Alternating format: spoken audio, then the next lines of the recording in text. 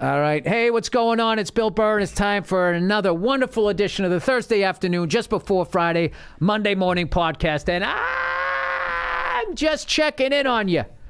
Checking in to see how your week's going. If you're not just listening to audio, if you're watching the video, you know I'm not this kind of vain person. I don't just film myself for the sake of showing you my bald, freckled Charlie Brown head.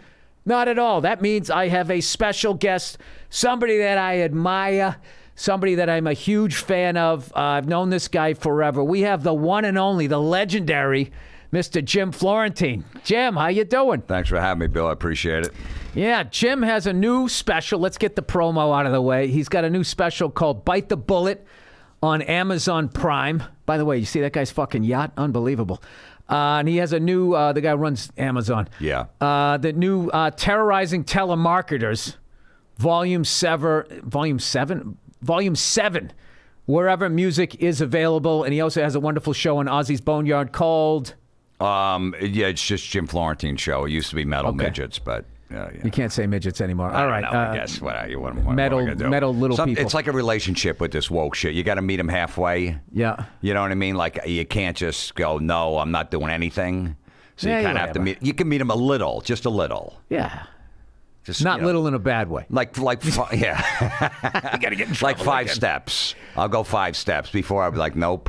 I'll give you 5 steps. All right. I have to tell you something. I got to admit something here. With your terrorizing telemarketers and the shit that you do, dude, it's so fucking awkward. I have to, like, shut it off sometimes. Like, there is a video on the internet where he goes into a restaurant, and before, like, they even come over, you're going to ask for more pepper. Yeah. And it's just like, you tell everybody at the table, hey, just let you know, this is going to get really awkward. And the guy starts putting pepper on this fucking piece of fish, and they go through like 4 pepper mills. It gets to the point you can't even see the fish anymore, and you're like, yeah, I still need more pepper. And you never break, and there's this fucking mountain of pepper on this fish. And you think the joke's over, and he turns it over to do the other side. Yeah, you can start on this side now. I mean, I can't believe they didn't just at some point just say, we're not doing this. It was weird. I don't know. It was in Hell's Kitchen at some restaurant, like the Spanish restaurant. We went in. We just figured we're going to do it. And then it got to the point where they ran out of pepper mills because there's no... So they were like chopping up in the back, and they were just putting it in bowls and coming out with these little bowls and just dumping it on. And I had my hidden camera guys, this little guy with a pen behind his ear. I go in the kitchen because we heard him pounding in there. Go see what's going on. And I go, just say you were looking for the bathroom. And he got the shot and then pounded. He's like, yeah, well, the guy likes a lot of pepper. I don't know. We're just going to put it in bowls. And they were coming out and dumping it on. But I said, it's going to ruin the joke if everyone starts talking at the table. The awkwardness of everybody is sitting there, minding their own business, in complete silence because you just hear the pepper churning. How do you keep a straight face? It's because I've been lying to women for years. You know, when you lie and you don't fucking break character, it's easy. If it's a good lie, if it's fucking ridiculous. I don't know. I had that uncanny ability of just being dry and just stone face. Once in a while, I'll break. Once in a while, if the camera's on, I'll break. But usually, I can Whatever happened on the Carol Burnett show back in the day, you were the absolute opposite, where they used to just start cracking up during the middle. You, like that other one that you and I don't know who else was on that thing. When you hold on a second, let me put my brother on the phone. Oh yeah, Don Jameson. Yeah, he's my partner in crime. God. Yeah, we just hand the phone back and forth. Yeah, this lady, some salesperson, you're going to buy something, and right as she would try to like close the deal, you'd go, hang on, let me put my brother on the phone. And then he would talk and get her all set. Hang on, let me put my brother on the phone. And you guys must have done that like 40 fucking times. I'll tell you, that's one time I did break because it was a telemarketer call, and me and Don were looking at each other like this far away from me and you, and like, hold on, let me put my brother on the phone. I handed it back, and I started laughing because I looked at him laughing. So I hung up, and I'm like, what the? I go, you broke first. He goes, no, you did. We were arguing. I go, you can't fucking break character. So when someone called back, we were back to back. We stood back to back so we couldn't look at each other. We're passing the phone behind our shoulder like this because I couldn't look him in the face. He couldn't look at me, and that's how we did that call. And I could feel his back shaking, and I'm shaking, but I wouldn't look at him because I was going to break. And that's how we nailed that call in like the second one. Dude, I mean, that thing is a masterpiece. Like, I played that for so many goddamn people. Hold, you can look that one up. Hold, let me put my brother on the phone. I mean, I lost count of how many times you guys say, and the people just fucking just hanging in there. I don't know. Your ability, like, to do that stuff. You are like a master. And what I always love is it starts with the most simplest idea, and then the levels of comedy become so complex. And to the point, like, there's sometimes I just stop laughing because I'm just appreciating, like, the depth of the comedy. And like, how are these guys not fucking laughing? You know, I was a big fan of that Verzi. Me and Paul Verzi, like, he sends me your shit. I'll send him some shit, and we just start fucking cracking up laughing. There's like the amount of times we, like back in the day before he started, you know, blowing up and selling tickets and shit, we would be on the road and we would just put you and Don Jameson on and just sit there fucking crying, laughing. And then like afterwards, like the second level of laughs was talking about like, how do you not laugh through that? And then quoting all the lines. So, I, you know, totally recommend the new Terrorizing Telemarketers, Volume 7. Dude, there's a track on there. It's called Fiance. It's 18 minutes and 1 second long, where this guy's calling about to get me some mortgage.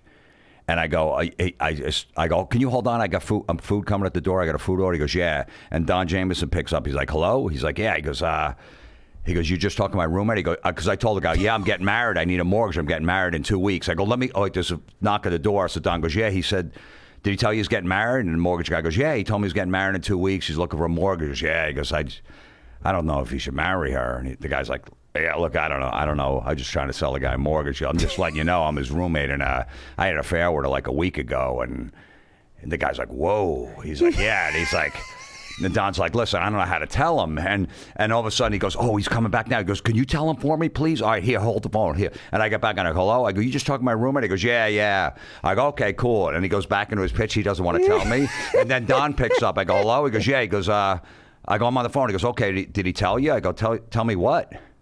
He goes, he didn't tell you? I go, what were you supposed to tell me, sir? And he breaks it to me. Oh, my God. You got to hear it. It's 18 minutes long. This guy's trying to counsel us, and I'm like, you know, Don's like, well, she was really hot. What was I going to do? And the guy's like, you don't do that to your roommate. He's like, she's like a 9.5. You got to hear it. How do you fucking come? And you guys were like right next to each other, and you're not breaking. At one point, he goes, I really thought this was a prank call. Obviously, it's not. And he's counseling us like a therapist. Like, why would you do that to your friend? And I'm like, should I still be his friend? He's like, no. And Don's like, can I still come to the wedding? You got the level of it. It's the most uncomfortable, prank call of all time. How the fuck do people? Because I remember with like the Jerky Boys, after a while, like Frank Rizzo's voice was and that character was so iconic. I think it became difficult for them to get people, where your voice, I mean, I think is so distinguishable, but you still, you got like that underground thing still that you can still get. Like, I would just think that they would be like, that's fucking Jim Florentine. 1 out of 10 calls, I'll get that. I know who this is. Dude, I'm a fan. I'm like, I don't know what you're talking about. Yeah. And I get busted. I'm like, I'd hang up. They got me. So 1 out of 10, they'll recognize my voice. All right. But other than that, they don't know. I don't know. It's just, you know, people random calling. I guess they know my voice, so it's great. Dude, you're the only guy that has that voice, and you've been fucking with these people for 20 years. Easily, for 20 years I've been doing it. I remember we were editing the new album in my kitchen, and my son, who's 12, and his friend was over. He's like, your son is 12? Yeah, he's like, you guys are so immature. That was coming from 12-year-olds for guys in their 50s. I'm like, we're onto something. Yeah, he just turned 12. You must have been just doing this just for the fuck of it when you were a kid. I was, because I was always grounded. You know, I was always in trouble. I went to Catholic school. It was just causing problems constantly. All right, for younger people out there, before there was like Star 69, you used to be able to you do that, and you could like trace a call, like you used to just call up and prank call people, was just like something you did when your parents weren't home, and like there was people that had it like to like an art form. And my thing was, I would always start laughing. I don't know what it was. Like, I just thought fucking with people was the funniest thing ever. And like, you know, if we were in school and we started fucking with the teacher, I was always the guy that just started cracking up laughing. It was just like my favorite thing ever.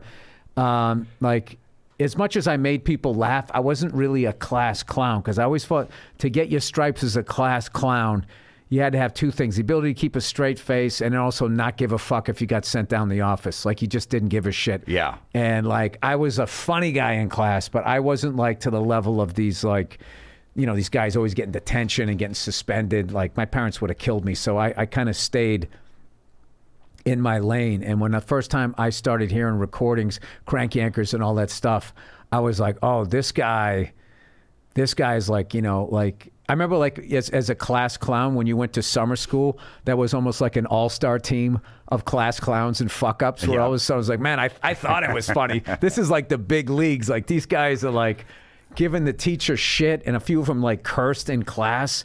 And I was just like, whoa, like what is this? It was all of a sudden like, oh my God, this is a 100-mile-an-hour fastball. I'm not ready for this. So I kind of like, I kind of kept my mouth shut. I would always be laughing and shit, but like I couldn't hang with like the big dogs or something like that. So that's what I love about the stuff that you do, is it reminds me of all that, and I can totally see like who you are. So I also want to promote your special here before I get too in deep with this other stuff.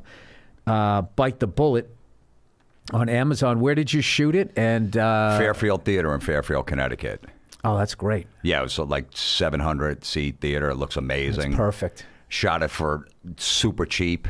Don't tell Amazon. It's super cheap. Well, they yeah, whatever. But yeah, so the two shows that I basically, got attendance paid for the special, which is insane, which, 8 years ago I shot one for, almost $200,000. All right. They finally made some backyard equipment for the star of a spaghetti western. Solo Stove, huh? Are you that bad boy James Dean character that comes in town and wants to feel warm by a fire, but doesn't want to have to fucking strike a couple of pieces of flint together? Solo Stove. There's something special about fall that brings us closer together.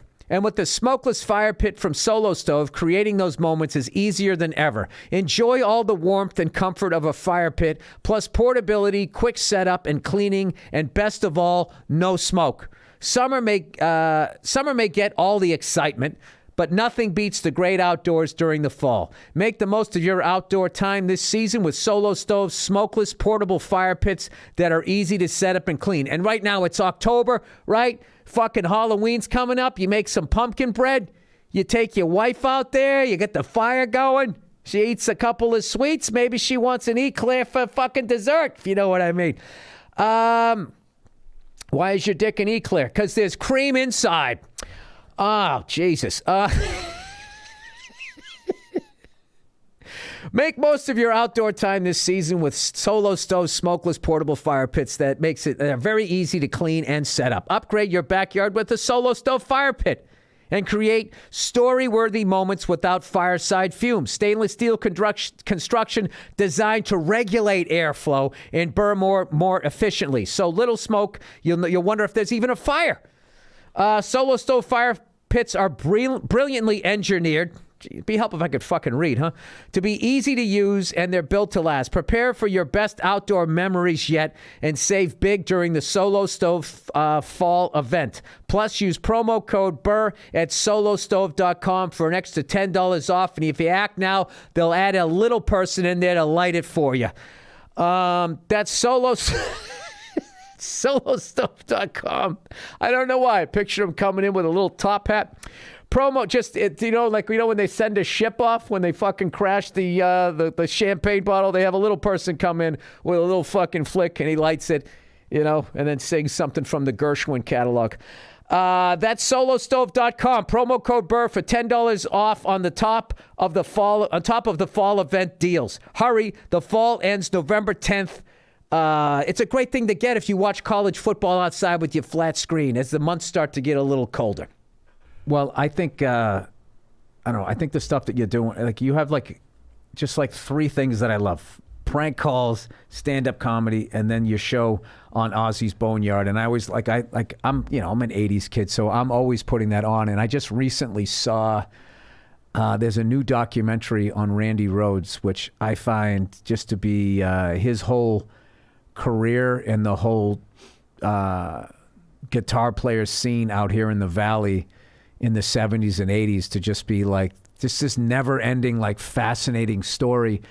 And what this documentary communicated, really, it showed how long Randy was in Quiet Riot before he got the gig with Ozzy, and how Randy was like the shredder in Burbank, and Eddie Van Halen was like the shredder in Pasadena. And like one time they actually did a show together. I'm just thinking like, I cannot fucking believe that like two guys that good at guitar were like, that would be like, you know, where I grew up was a big hockey town. And it would be like, yeah, 2 towns over is this guy Wayne Gretzky. And in my town, we got this guy Mario Lemieux. And you would watch them unfamous, like going against each other.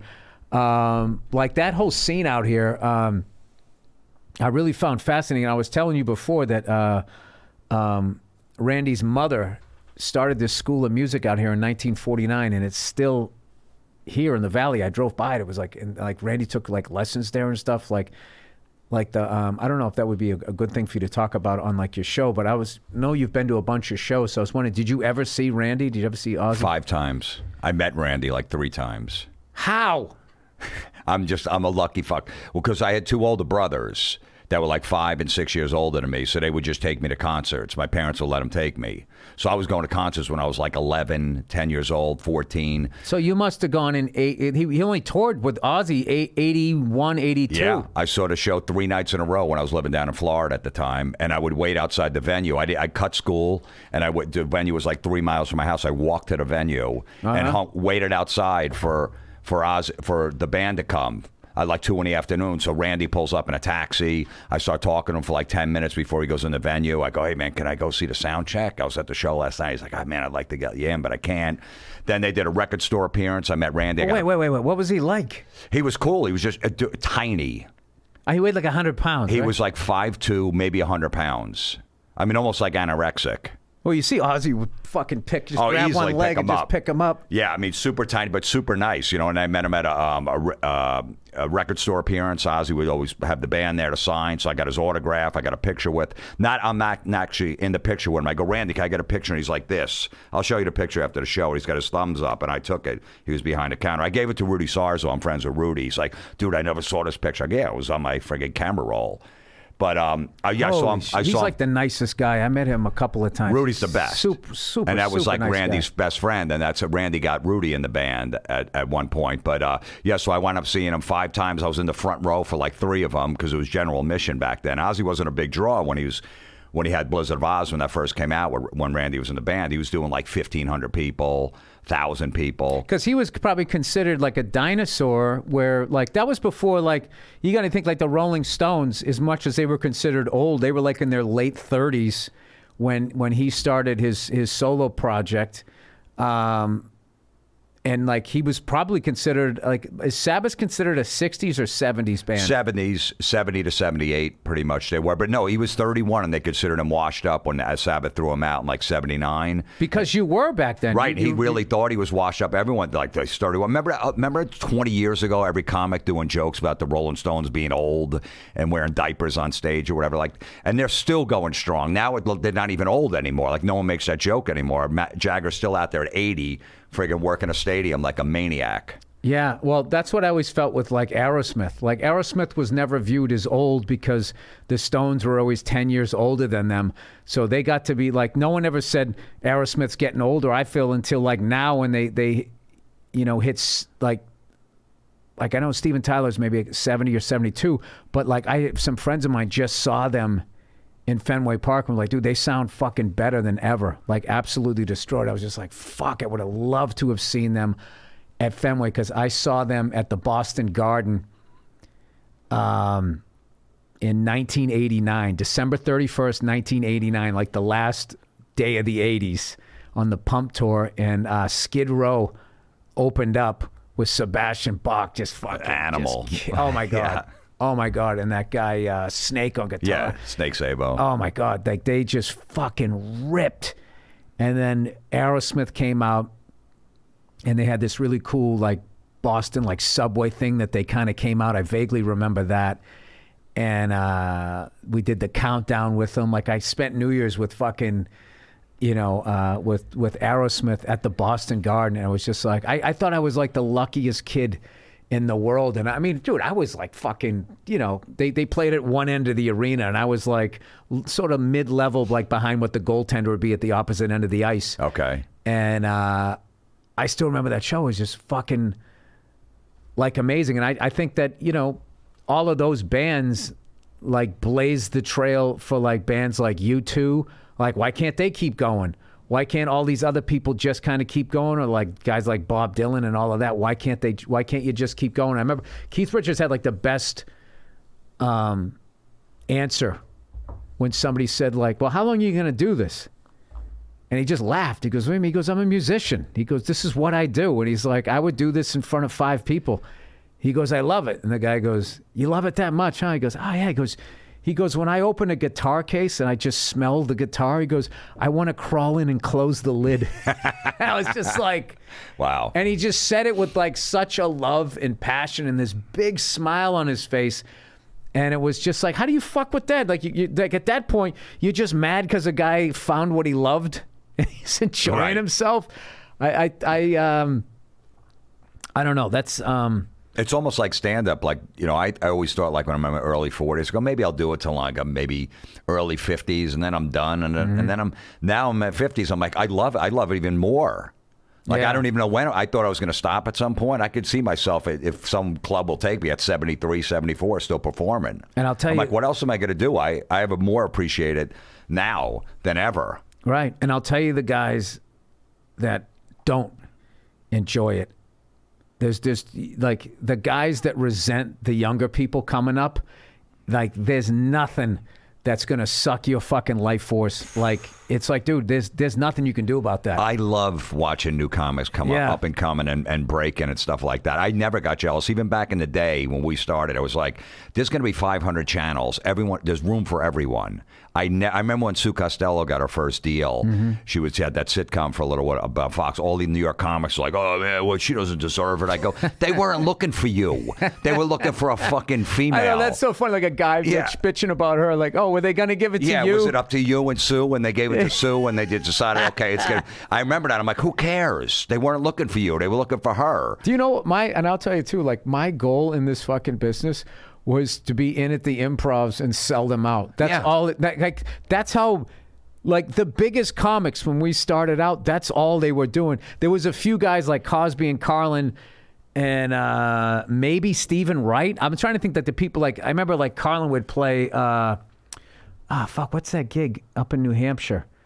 It's this classic old rock venue that like Zeppelin played. Old Orchard Beach, maybe, and there's just this venue up there, this great fucking venue. There's like no air conditioning, and I would always get booked there in the summertime to be sweating, just feeling like a real fucking like showbiz guy. Like you're up there, James Brown, sweating like that, even though you're just standing there telling shit jokes. And the only reason why you're sweating is because there's no AC. But like there was a few, like I remember doing like this guy Bob Marley had some hell room up there, like the second floor of a bar that you do stand up. And we were both. I remember talking to him about that. Like, man, Carlin's down the street, he's playing in front of 700 fucking people. Can you imagine that? And dude, he just comes in and he does New Hampshire, and then he fucking leaves. It was just like there was nobody like that. And then there was like TV stars, like all those In Living Color guys. Yeah. Like when they came to town, they played the comic. They did 6 shows, sold out. At Faneuil Hall at the Comedy Connection. It was just like, holy shit. Or like Brian Regan would come in and do the club. Like that whole doing theaters, like that was like some Steve Martin bow and arrow through your head, like right. Mania. That was rare. You're right. That was rare. Like he had like when he had the white suit with the bow and arrow and the banjo, and it was just like, oh my god. But like, you know, or Dice. They would like there was these occasional like Eddie Murphy, just juggernauts. But Eddie had stopped too. Yep. At that point, who knew he wasn't gonna come back? But there just wasn't that when we were coming up. So I don't know what my fucking point is. I remember a lot of comics that were around for a while. The veterans, the headliners, when we were coming up, they were all jealous of us. They were so miserable. Because we were up and coming and stuff like that. And you still those guys that are still around, they're still jealous after all these years. I'm like, who cares? Let that shit. They would get so mad that we started doing well because me and Norton were good friends. We were roommates, and Norton was killing in front of him. They're like, take that joke out, take that. You're too dirty. These fucking Jersey guys, they're filthy. We get all that shit. So, and they would try to take our weapons away and be mad. I'm like, hey, if you're the headline, you got to fucking deal with whatever's on in front of you. That's why I never told the comic what to do before me. I don't care if you do the fucking arms in front of me. Whatever you got to do. I got to do my job. So, like, I never worried about it because all these headliners. What are the arms? Remember the guy who would get up on stage, someone from the crowd get behind him with the arms. He goes, so I'm driving, and I'm smoking a joint, and they're behind them, holding them. Oh, you yeah. never saw that? Oh, it was yeah, the biggest yeah. hack bit. It would kill. Yeah. Oh, yeah. Oh, it was I love that bit. I know, but every comic would close with it, and you couldn't follow it. I had to scratch my crotch, and it had a girl, and she would go close to it or whatever, and the crowd would go nuts. Oh, my God. And there was like 9 headliners when I first started. I had that, the closing bit is the arms. And then they would get mad when guys are doing original material and killing, before them. But like I said, I don't get jealous. I love that all these up-and-coming comics are doing well. No, you want somebody to make you fucking work. And then there's another thing, too, is like, you just have to understand, like, every generation has to have their bands, their comedians and all that. Just be fucking cool. Fucking help them out. And then you know what? You'll get to play their grandfather in something, and you'll get SAG insurance in your 60s. Who gives a fuck? Exactly. None of us have real jobs. These aren't real jobs. We're just fucking around here. I always tell people, I go, if you're not a dick in this business, and if you're in it long enough, you're going to get stuff. Just don't be a dick. There's going to be a few people you're going to tell off, but as long as you're not dead, people, you know what? Yeah, I'm going to give that guy something. Yeah, he's a good dude. Whatever. No, but you also have to do what you do, where you're one of those guys. Like most of my friends, I feel like all of us like created opportunities by like nobody said, hey, you should record these prank phone calls. You just started doing it. You started putting them out and all of that stuff. I was just had Joe List on here, and we were just talking about that as far as like he had an idea for a movie, and he got together with Louis C.K. and they sat down, they wrote it, they cast it, they shot it, and they fucking put it out. And like that's, I don't know. And I mean, unless you look like fucking Brad Pitt. And what comic does? Who does? I mean, that guy's like pushing 60. He still has abs. He's still fucking gorgeous. My wife would walk away from me in front of me if she fucking saw him. And it's just like, those people. And there's another thing too is, I've done a couple of movies now, and I've worked with a few of those fucking people that I like that. And I'm telling you, dude, they are just another level of good looking. And you're looking at body parts you never look at. Like, I remember Sandra Bullock. I remember her forearms were beautiful.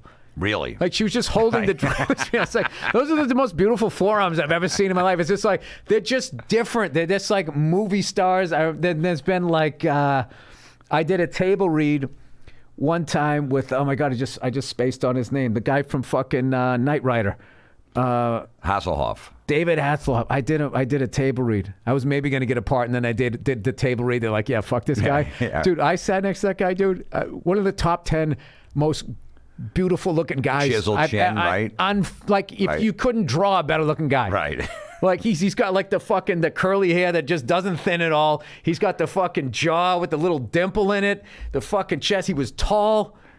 He smelled good. Like I was just like, this guy is like just like chiseled. And it's just like, I totally get why this guy's here, why this guy's keeps fucking working. And then like you just feel like this troll, like you should be dragging a leg when you come in. So I always tell people like, listen, man, if you don't look like these people, and what's funny about them though is after they're in it for a while, like they still have to. Like what I love about Brad Pitt is he could have just been the good looking guy, and like he's like one of the like low key one of the best fucking character actors out there. Like he's like I'm trying to think like dude that what was that Tarantino? I'm so bad remembering the names of the movie. True Romance.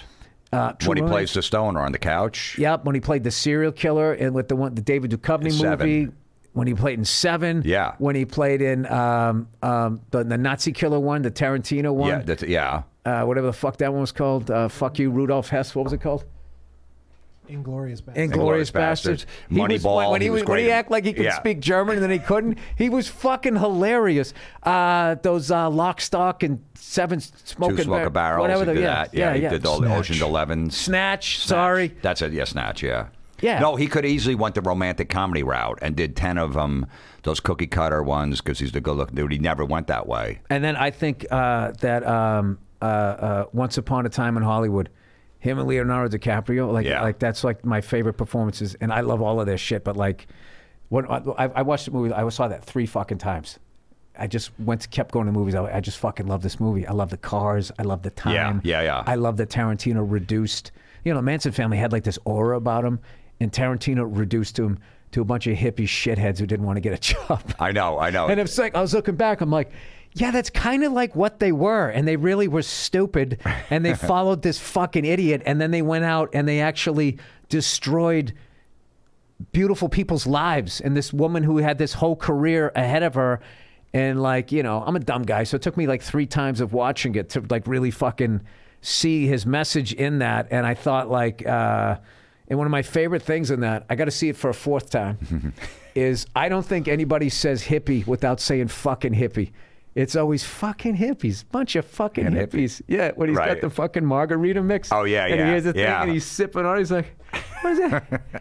Bunch of fucking goddamn hippies or whatever. I was just like, I absolutely. There's so many subtle, like the humor in his movies is incredible. But let's. What about in Pulp Fiction when Harvey Keitel comes over as the cleaner? Because they shot the guy in the back seat, and Tarantino's freaking out. Hey, my wife's gonna be home a little bit. You got coffee? I got coffee. And he gives a cup to Harvey Keitel, and Harvey goes, like it was just it's one of there's a dead guy they got to clean up his wife. No, that's that shit that like that stuff. There's so much humor and like he has really dark shit in his movies, but they're fucking hilarious. Like I actually still to this day I think one of the greatest like black comedy, dark comedy, whatever you call it, gallows humor is Goodfellas. Like the shit that they're doing, these guys were like sociopaths, and they were fucking hilarious. My son watched it last week for the first time. He said it was the greatest movie he's ever seen, and he's 12. Because I didn't appreciate the humor because he's laughing at Pesci.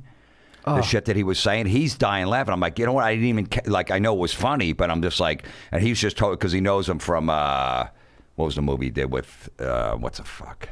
What is the lawyer? My cousin Vizzy. Yeah, my cousin Vinny. So he loves Pesci from that. And I go, you got to see him in Goodfellas. I've been showing him mob movies, but he's dying at the humor, and it's so fucking funny. You know what's underrated? Everybody who quotes that movie, what's fucking underrated is when Ray Liotta, rest his soul, when Henry Hill stands up Karen for that second date, and Pesci's acting like he gives a fuck. No, he really liked you, man. You should call him. You know, like just completely not giving a shit. And then the way they played that scene when she comes up, like, who do screaming you think at him, you are? And like how all the guys are like laughing, like, oh shit, and blah blah. And you see him, he's kind of smiling, and like the way Ray Liotta played that, where you could see he's attracted by like her fire and her passion, and that she comes up and she doesn't take any shit, and all of a sudden he sees her in like this, like, and all of that, that's not in the dialogue. It's all like the look on his face. Yeah, man, it's just like a fucking masterpiece. So, that was great when he shoots, Junior. He's like, hey, you killed him. I'm a good shot. I'm a good shot. What do you want from me? I'm a good shot. Yeah, what do we want from? Well, you're digging the hole. What? Yeah, I've never dig a hole before. I'll dig a hole. I'm a good shot. I'm a good shot. He just. Oh, and then what about Frankie Carbone? He's like, nice game, nice fucking game. Yeah. like somebody brought up politics or something. It's like he literally just murdered a guy. Yeah, nice game, nice fucking game.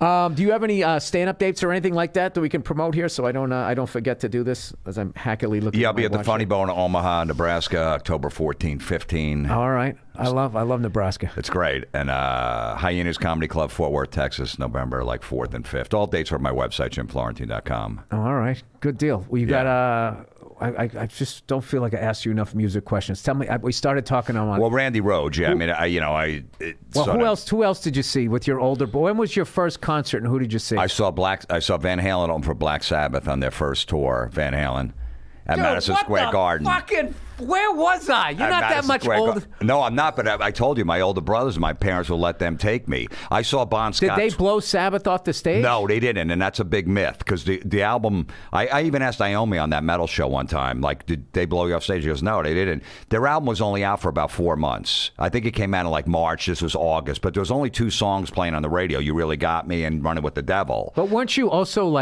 when Eddie broke, it was like this guy sounded like he was from another planet. We got the album, me and my brothers, because who's this band opening? Van Halen. go buy their album to see what they sound like. Oh, this band's good. But you know how they used to do it back in the day. The headliner band would fuck with the opening band. They'd mess with their sound. Yeah, turn it down.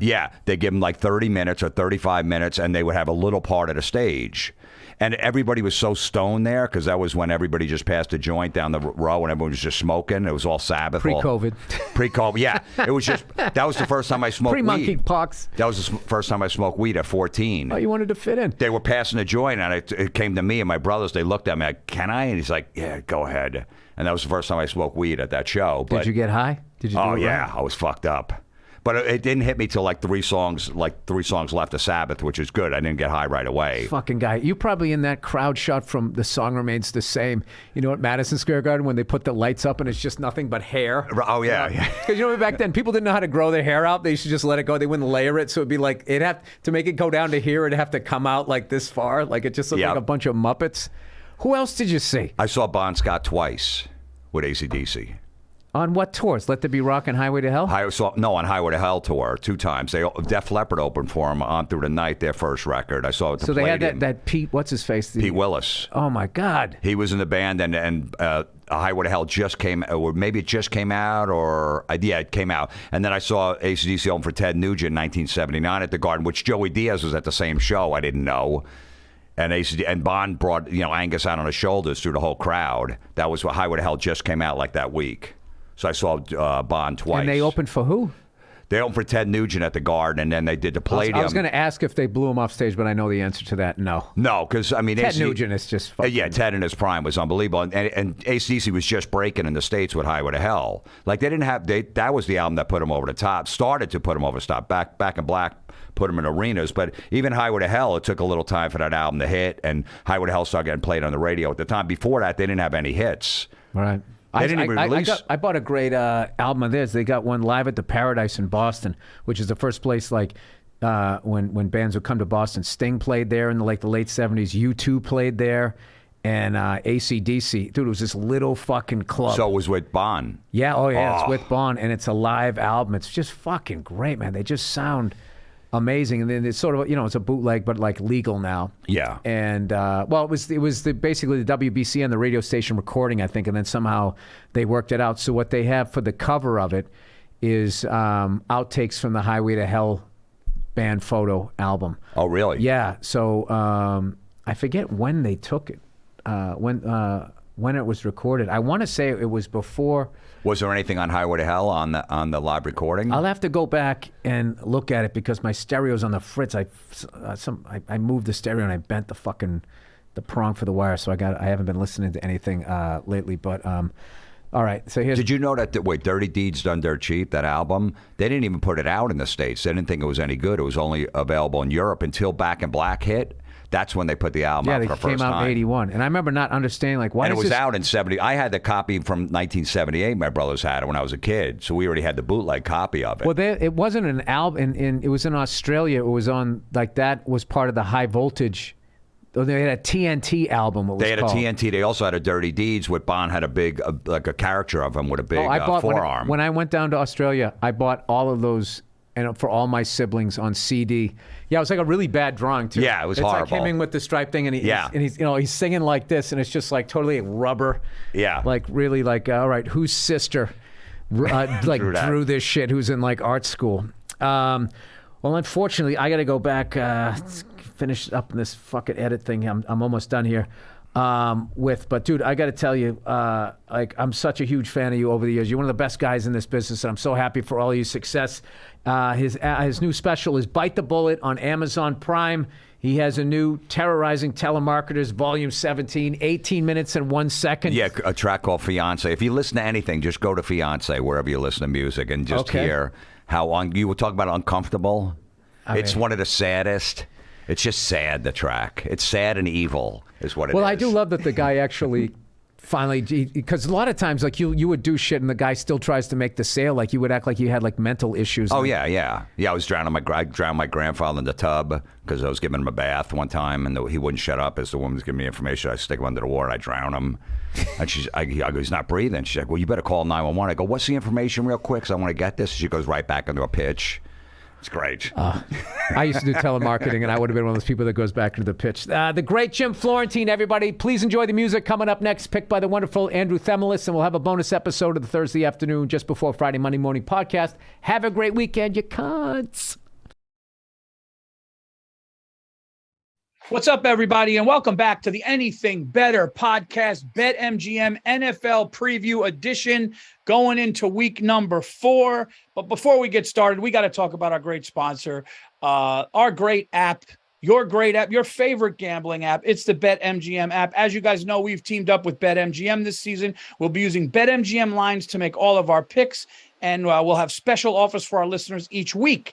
If you haven't signed up for BetMGM yet, what the are you doing?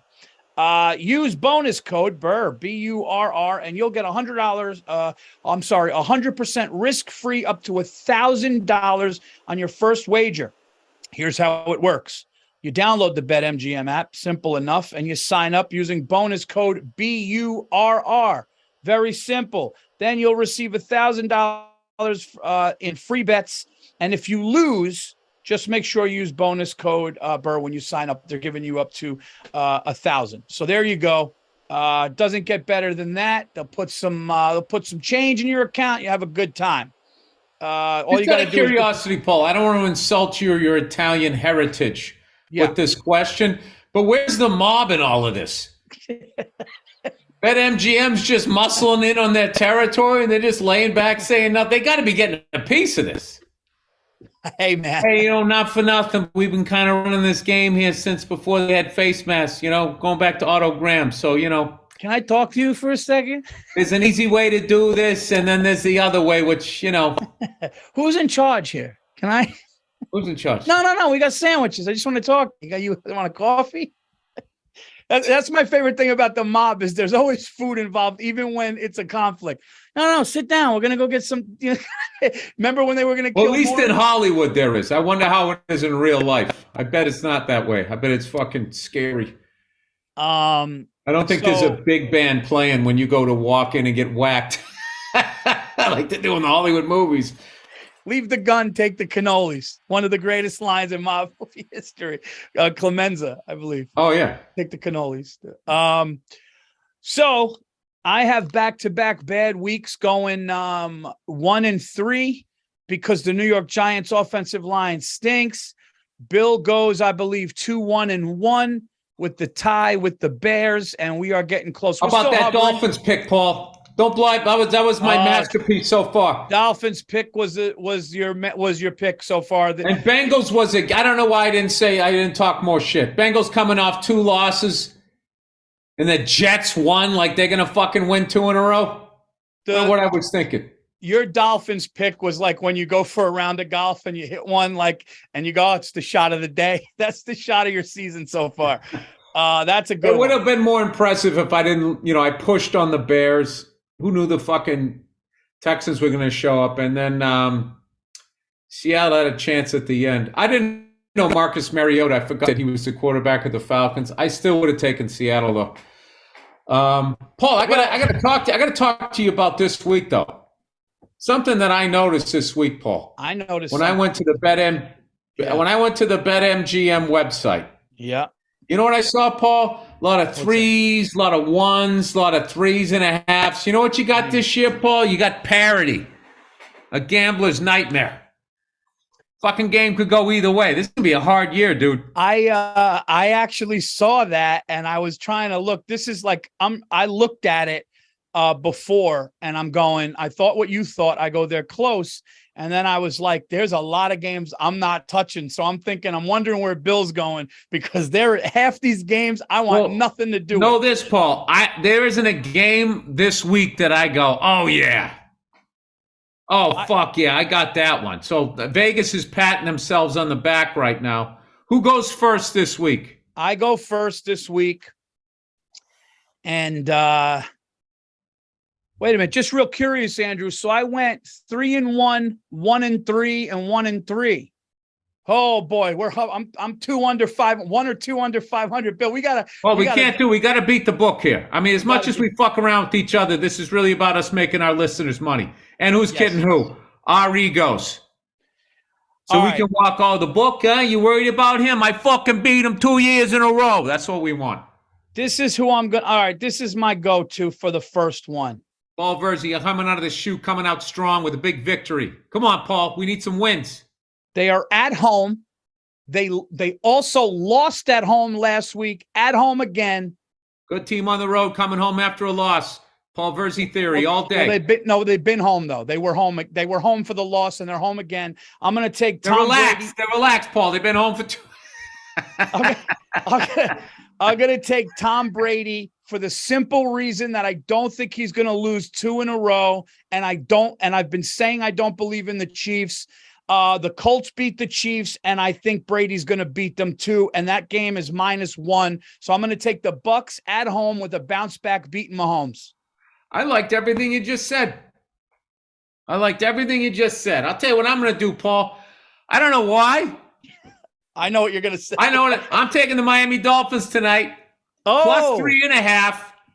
Because I just think athletically, they're a better team. Bengals are a little hit and miss. They had that big thing. They're both 4 days off. I just think that the Dolphins are just physically a more superior athletic team. can I tell you something from the bottom of my heart? I like that pick. Shit. Well, the way you've been picking them, you're picking them almost as bad as me. Hey, easy. 0-4. It's only 3 weeks. It's only 3 weeks. Oh, Paul, I got a giant goose egg on my fucking head. I already had to wear the dunce hat this year. All right, who I else like you that. got? You know what I like about that? I like that you're getting the half a point too, 3.5, and you're getting. I like that. All right, my second pick. I believe in the Detroit Lions, and I believe the Detroit Lions are going to beat Geno Smith. Okay, in Detroit. Okay, -4. I think Detroit has a breakout game. 4? It's -4. Oh, I like -3, -4. -4 makes old Freckles nervous over here. I think Detroit wins this game by 7 or more, and they have their breakout week of the season because they've been right on the cusp. I'm going Detroit Lions. I just like that you've been paying attention to the Detroit Lions, as you call them. The Detroit. Did you hear what their coach said? Dude, that guy is the best. He just goes, he puts the thing down and he goes, no, I don't sleep. He goes, after wins or losses, I don't sleep.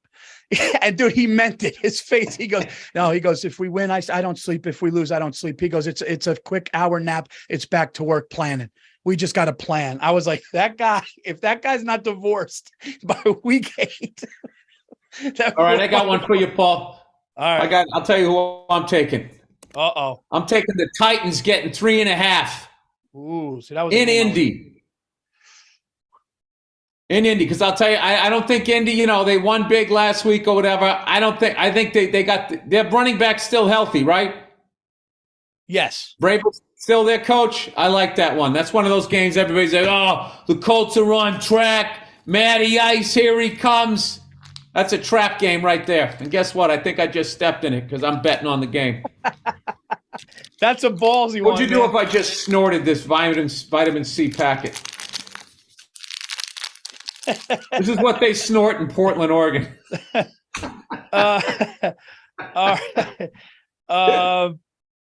Okay.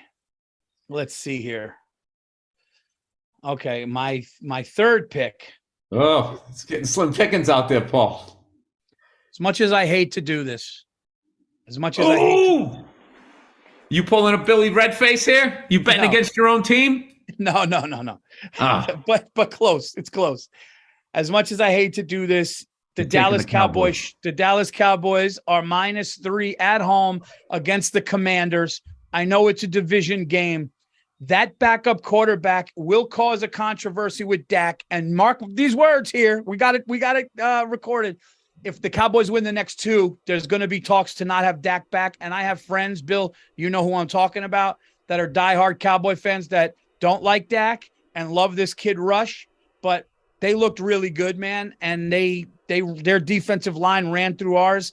I'm going to take the Cowboys -3 at home coming off that Giants win. I think the Commanders are going to win that game outright. You do. Yeah, because they fucking hate each other. It's a division rivalry, and it makes no fucking sense because they got this shit kicked out of them by the Eagles last week. Cowboys played good. This is a trap game. That's a trap game, Paul. All right. I hate dude, I hate to do that to you. I don't know why I just did that. That was a cunty thing, and I'm sorry.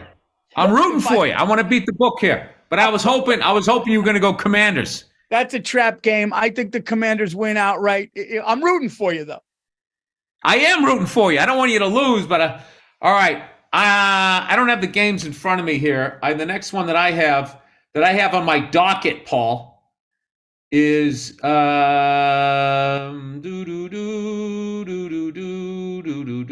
on. Oh, I like this, Andrew. I love the graphics this year. We stepped up our game. I could look at it right there, Bill. It's on the screen. I know, but how come the fucking game isn't where I'm looking? I wanted to find it, not somebody else. I'm taking the Pittsburgh Steelers -3.5 at home against the Jets. Steelers aren't that good. Jets aren't that good. Joe Flacco has experience. I'll probably eat a dick on this one, but you know what? I'll tell you this, and I don't have to, but because I'm a friend and I don't. Zach Wilson, their starter's back this week, so Flacco's not in. Oh, the type of guy I am. Let's not forget it. Zach Wilson sounds like he's on the math team. I'm still going with the Pittsburgh Steelers -3.5. Zach. Okay. Every kid that was a spaz when I was a kid was named Zach or Seth. All right, here we go. I'm torn between my last pick, but I think I have to do it, dude. I might go 1-3. I mean, this is, it's a rough one. I'm going to take the Los Angeles Chargers against the Texans. The Chargers are coming off a brutal loss. I know their quarterback was a little banged up with a rib injury, but I think that they can beat the Texans by more than 5. I think they will beat them by more than 5. I like that bet. So I'm gonna take the Los Angeles Chargers -5 on the road at Houston. I like that because last week Houston showed up. I don't think they got it 2 weeks in a row. All right, Paul, I don't know if you've noticed, who's the biggest underdog of the week? My New England Patriots. Oh, yeah, they are. That I saw that number is disrespectful. In Green Bay. Oh. Yeah. The Willies. I know, but what's his face? Mac Jones is hurt. Got a high ankle sprain. I think we go to either Tom Owen or Scott Zolak after that. I got to look at the depth chart. I'm going with betting on another division rivalry game. These games are always close, so I like taking the points on those things. The Denver Broncos, who I think now they're going to be 4 games with old fucking Drake. Who's their quarterback again? Who? Playing the Las Vegas Raiders, getting 2.5. I think they go. Derek Carr. Not Derek Carr. No, I'm taking the Broncos. Oh, Russell Wilson. Well said. I think he has a breakout game with the Broncos. Okay. You're not.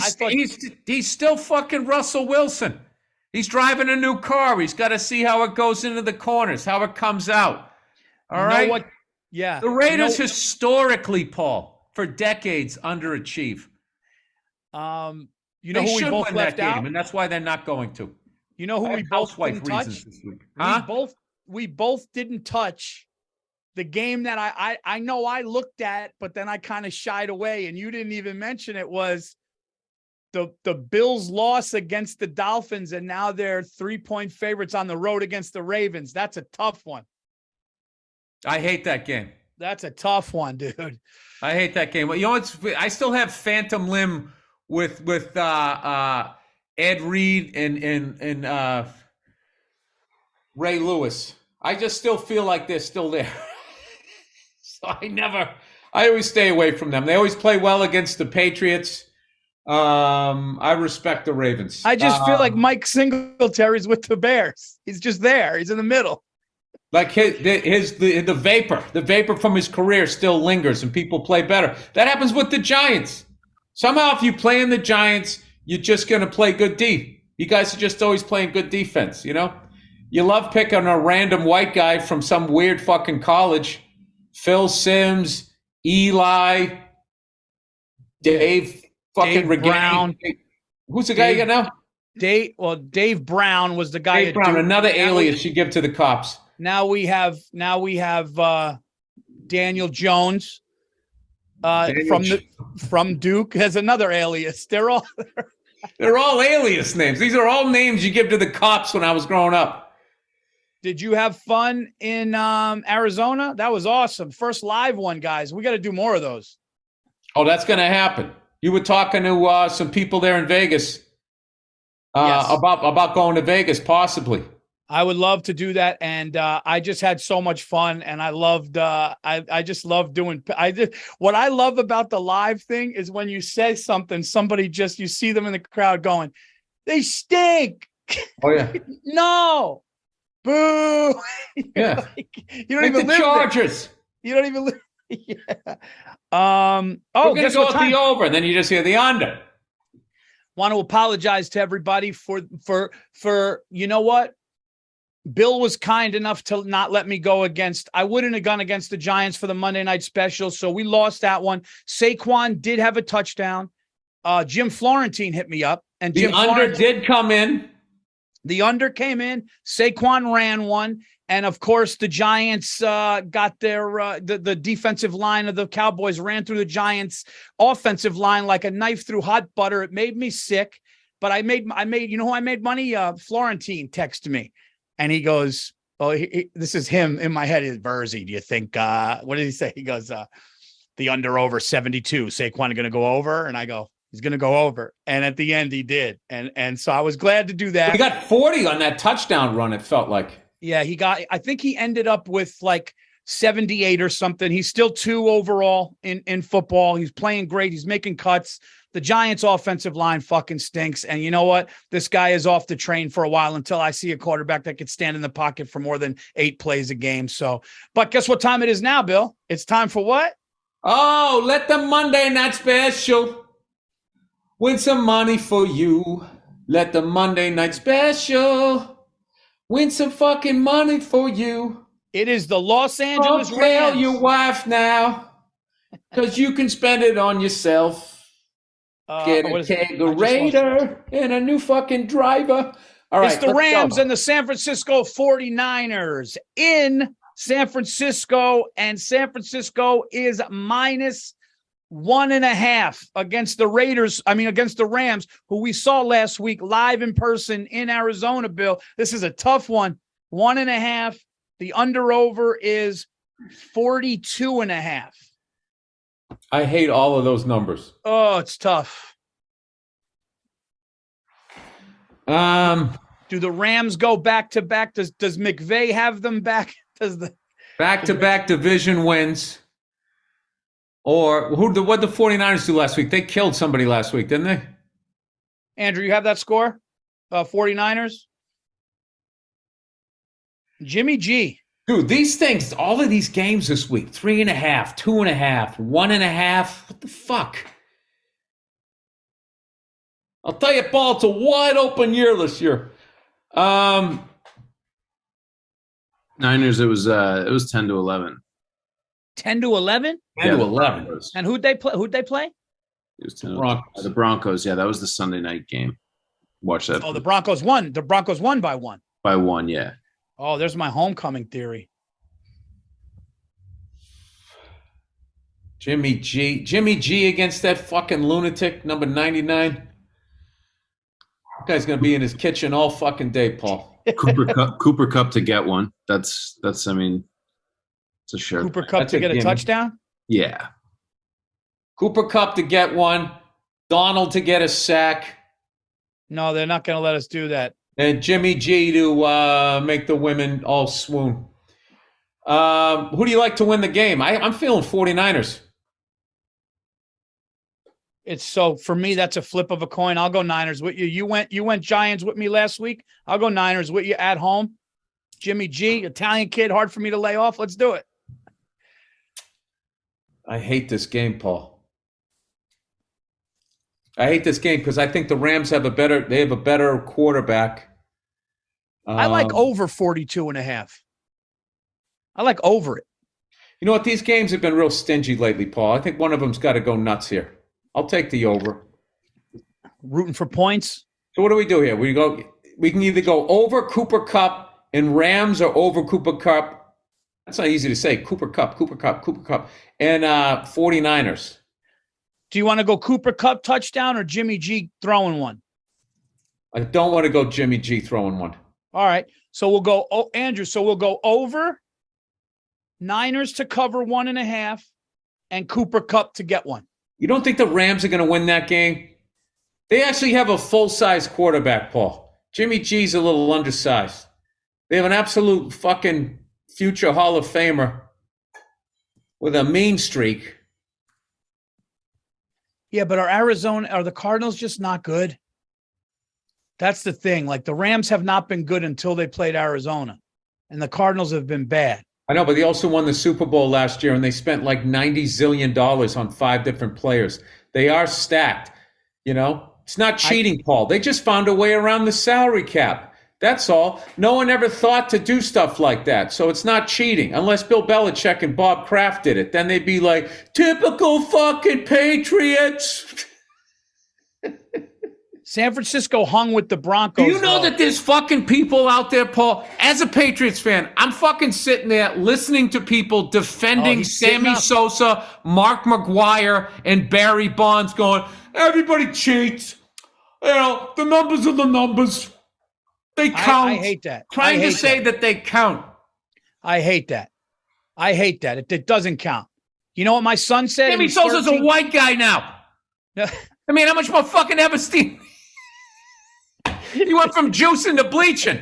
It looks like you. Fucking looking at 66. Come on. Sammy Sosa looks like you with a perm. Yeah.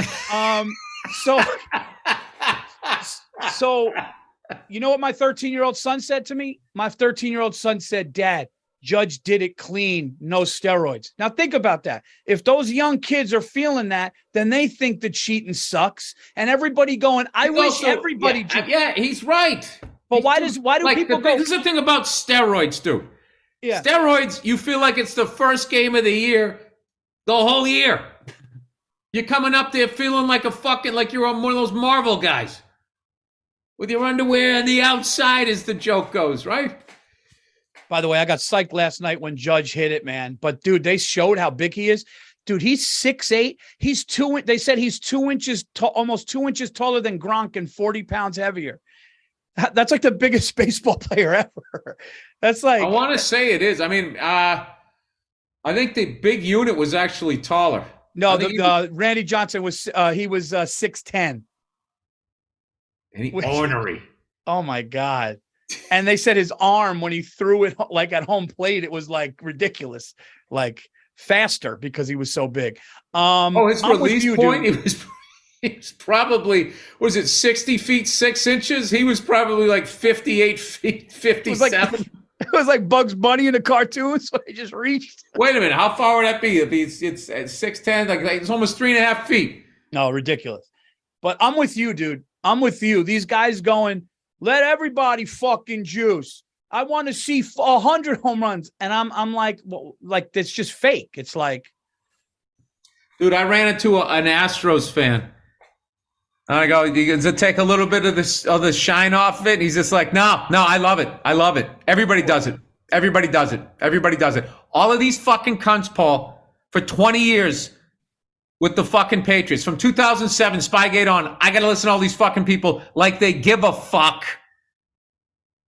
about, you know, fucking cheating, like they give a fuck about any of this fucking shit. Now, all of a sudden, all of their teams are doing it. Nope. And this is what kills me. Yeah. Nobody has a problem. Where's ESPN? Nowhere. My thing is, why have records of the Hall of Fame if it's manipulated? Dude, you can't have. This is my thing, okay? Out of all the bullshit that I've seen, people do cork bats and all of this type of shit. The number one fucking thing, dude, is if you're on performance-enhancing drugs. Performance-enhancing drugs. It's bullshit. Yeah. Out of everything else is fucking bullshit. And all that fucking crap about stealing signs and shit. I'm watching college games, and every time a fucking coach is talking, he's doing this. They're always doing this, Paul. Why are they doing that? Because there's somebody over there with binoculars trying to read their lips, which is a skill, trying to figure out what the fuck they're doing. Did you hear what Aaron Rodgers said? Paul, did you hear that? Did you hear what Aaron Rodgers I just said? pictured No, Paul, it's just that when fucking I'm just beside myself because I really started to believe that everybody cared about a fair game. Yo, but Bill, I just pictured a husband or a father fighting with his wife, talking to his kids, and his wife's like kind of near. He's going, "All right, guys, we're gonna go." Just so his wife. All right, don't tell your mother I said this, but she's being an impossible bitch right now. So Why are we fighting? Why are we? I'm going to tell I you. don't know why we're fighting. why are we fighting? Because your mother has to be right all the time. She comes first before you guys. And someday when you get older, you're going to understand how fucked up that is for an adult to do that. God forbid I come home. We're going to go out to the yogurt place. Do you want something? She always wants something. Why the fuck wouldn't she? She probably doesn't even want something. She just likes when I spend my fucking money. All right, sprinkles on it. Got it. Who's coming over for Thanksgiving? Yeah, a bunch of people that she invited that I don't want there, but it's the holidays, and I'm going to get the turkey. PEDs, Paul. Yeah. I don't mind a cork bat. I don't mind a fucking Apple Watch. I don't mind a fucking trash can. That shit's all funny to me.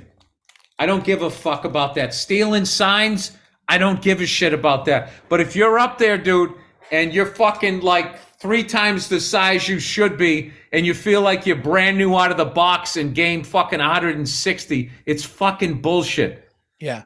I agree. And the fact that your eyesight, they say, is better, and it's a game of hand-eye coordination. Everything is sharper. Your pain goes away. Oh, you ripped something in your elbow? No problem. Yeah. I have no problem with steroids if everyone does them. But if one guy's doing them and the other guy isn't, and you're breaking the record of some guy who did steroids or didn't do steroids, I mean, it's bullshit. Yeah. I'm with you. Congratulations to Aaron Judge. I hope to God, oh God, it would be sick. I hope to God they are testing that man every 15 minutes for everything in his system. Dude, and people on the internet go, oh, he's on this synthetic stuff that they can't test for yet. They just like make up shit to support their argument because they're a Giants fan or like a Cubs fan or something like that. Come on. Yeah. Met fans and shit. All right, everybody. So that's the show. That's all those the Monday same night. people, if I met them in a bar and I said I was a Patriot fan, they would give me shit for fucking whatever. Bill, It's one of my favorite things ever, Paul, because I have dirt on all of their teams and I eviscerate them and then they walk away. And for some reason, I actually feel like there's some sort of victory there, even though I never see them again. And none of these games matter, Paul. No, and you're a grown man with children. Yeah. If I could just have the same attitude I have on the golf course, which is I don't give a fuck about anything. Oh, let's talk about this for 1 second before we get out of here, okay? Because here's the thing about me. I got to give credit where credit's due. And when I'm impressed, I'm impressed. Bill Burr, ladies and gentlemen, this man who I'm not going to say talk shit about golf, but just. Oh, I absolutely did. I said it wasn't a sport. Well, forget that. I'm saying, activity. Why do you go out? Whatever, it's dumb, blah, blah, blah. This guy gets into it a little bit, has fun. He's relaxed as can be. The kid's keeping his head down. He's hitting the thing down the fairway. He's having a good time. Now me, on the other hand, I'm relaxed. And there was this fucking 3-wood. 2 holes. They call them 2 holes, Paulie. Two holes, you're Paul Verzi, and then you turn into Mr. Hyde. No, they had this 3-wood because we obviously don't have our own clubs. They have this 3-wood and I got to bang it. And I pick my head up and it goes, and Bill's going, dude, he's telling me what I tell people, just relax everything. And I hit the thing. And then finally I hit it good. Yeah. It took me 3 fucking times. And Bill goes, Paul, what's this energy? What's this energy? What are you doing? I said the golf course is the only place where I become you and you become me. Like, I'm literally sitting there. You know why I keep my head down, Paul? Because I don't care where it goes. But dude, you. Oh, am I in the rough? Dude, I got a whole bag full of balls. I'm pretty impressed how you play golf, man. You play golf really good for a guy that doesn't play golf and just gets it. It was fantastic. I'm very impressed. I will tell you, golf is fun for 4 holes, and then I just want it to be over. 4? You're not even 9. I mean, if the jokes are flying around, I can go like 6. It wasn't an overly hot day. Come on, dude. I made you do 2 spit takes out on the course. I got you twice. Oh, dude, you got me. You got me. I spit all over myself. I just want a new pair of sunglasses. What I loved is when we were at that resort, we were like for a half hour, we were little kids running up a water slide. It was my God. Dude, underrated water slide, no line at a resort. Oh my God. And then you guys all went in to get ready, and a song came on, and I stood in the middle of the pool with a pina colada, and I just go 5 more minutes, and Berlina goes, I think we got to go now. I go, 5 more. I did the owl. Remember? Oh yeah, just not.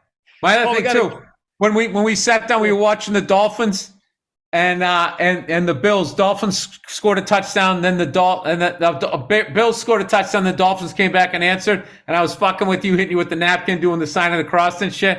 And I said, "Hey, Paul," I go, "The Dolphins are winning today," and you just looked at me and you just go, "No," with total fucking confidence. Go, "No."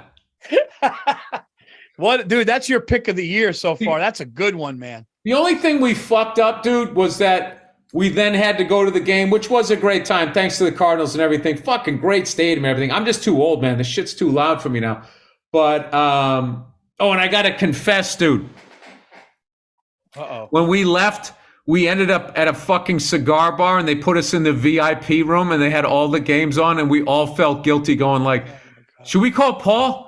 But by the time we got there, it was like, and you get out and get in the car and got over there, the game would have been fucking over. But you know what's funny about that? Nobody told me. They just go, yeah, I think they went to some cigar joint. Nobody gave me any details. Now I know why. Because it was that good. And then we had to go, like, the second the game was over, we were running out of there to go to the airport. But, like, I wasn't going to send a picture. Rats. You're all fucking rats. No. We all care about you. That's why we didn't send any pictures. There wasn't enough time, Paul. I wasn't going to rub it in your face. Fine Ash Cigar. Shout out. How about this? Next time we stay at the resort with drinks and food, and we just look at TVs and we stand in a pool. No, next time we go 3 days and we don't have any plans. Ooh. Other than we golf every day. Oh. Golf every day. We get the drinks. Huh? Coffee? Oh, the whole fucking thing. Wait, are you coffee every day now? Yeah. You know I am. I love how you jumped into coffee double espresso. I love how you did. You liked it and you go, now 2. It just needs to be 2. I can't do 2, and I've been drinking coffee for years. No, because I want to know if you know how to make it. Oh, that's so. You don't need a double espresso. I just like a double espresso. I'll tell you a great coffee. I'll tell you a great coffee story. So, Giannis Papa's father, rest his soul, was like coffee. I mean, Greeks love. That's why they have diner joints. Coffee is like. So he loved coffee, but it always had to be fresh. So Giannis would say this story where he would go to a diner and he would be very nice and respectful, but he would go and he would call people hun. Is it fresh? And she goes, yeah, it's fresh. He sipped it. And he just goes, hun, not fresh. I need a fresh pot. Because coffee drinkers. No, coffee is one of the greatest things you'll ever taste, and the worst if it's not done right. You know Will Noonan in Boston? You know Will I know Noonan? the name, yeah. I think he might open for it. He's a Boston comic, Boston guy. He just tweeted something today. He goes, people in Boston order coffee like they're giving hostage demands.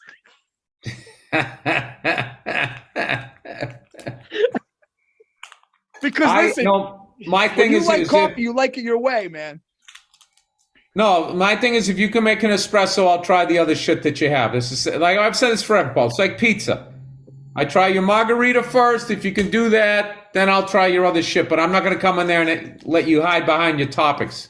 And shout out to Bianco Pizza in Arizona, because I heard all this and that hype about it. We got 2 pies. We got the sausage and onion, and we got the margarita. And I got to tell you something. It was absolutely fucking delicious. And they brought out the fresh mozzarella with the tomatoes and the basil and the olive oil, salt, pepper. It was actually really delicious. And they gave us ate like gods. We dined like gods. We ate like gods over there. Thank you to Bianco. And there you have it, everybody. There is your NFL Week 4 preview for the Anything Better podcast sponsored by BetMGM. Go to BetMGM, download the app, use bonus code Burr, and do a bet of as small as $10.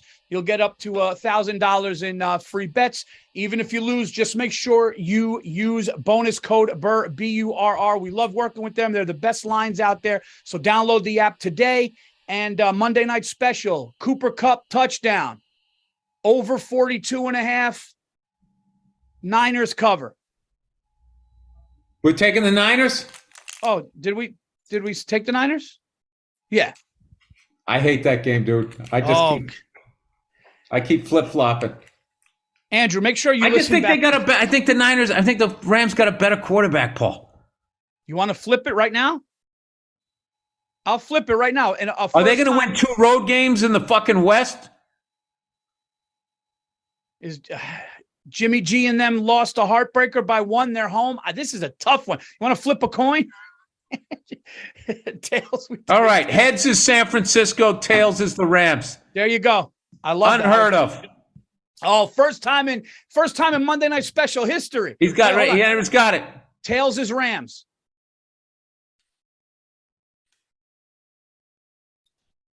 Tails.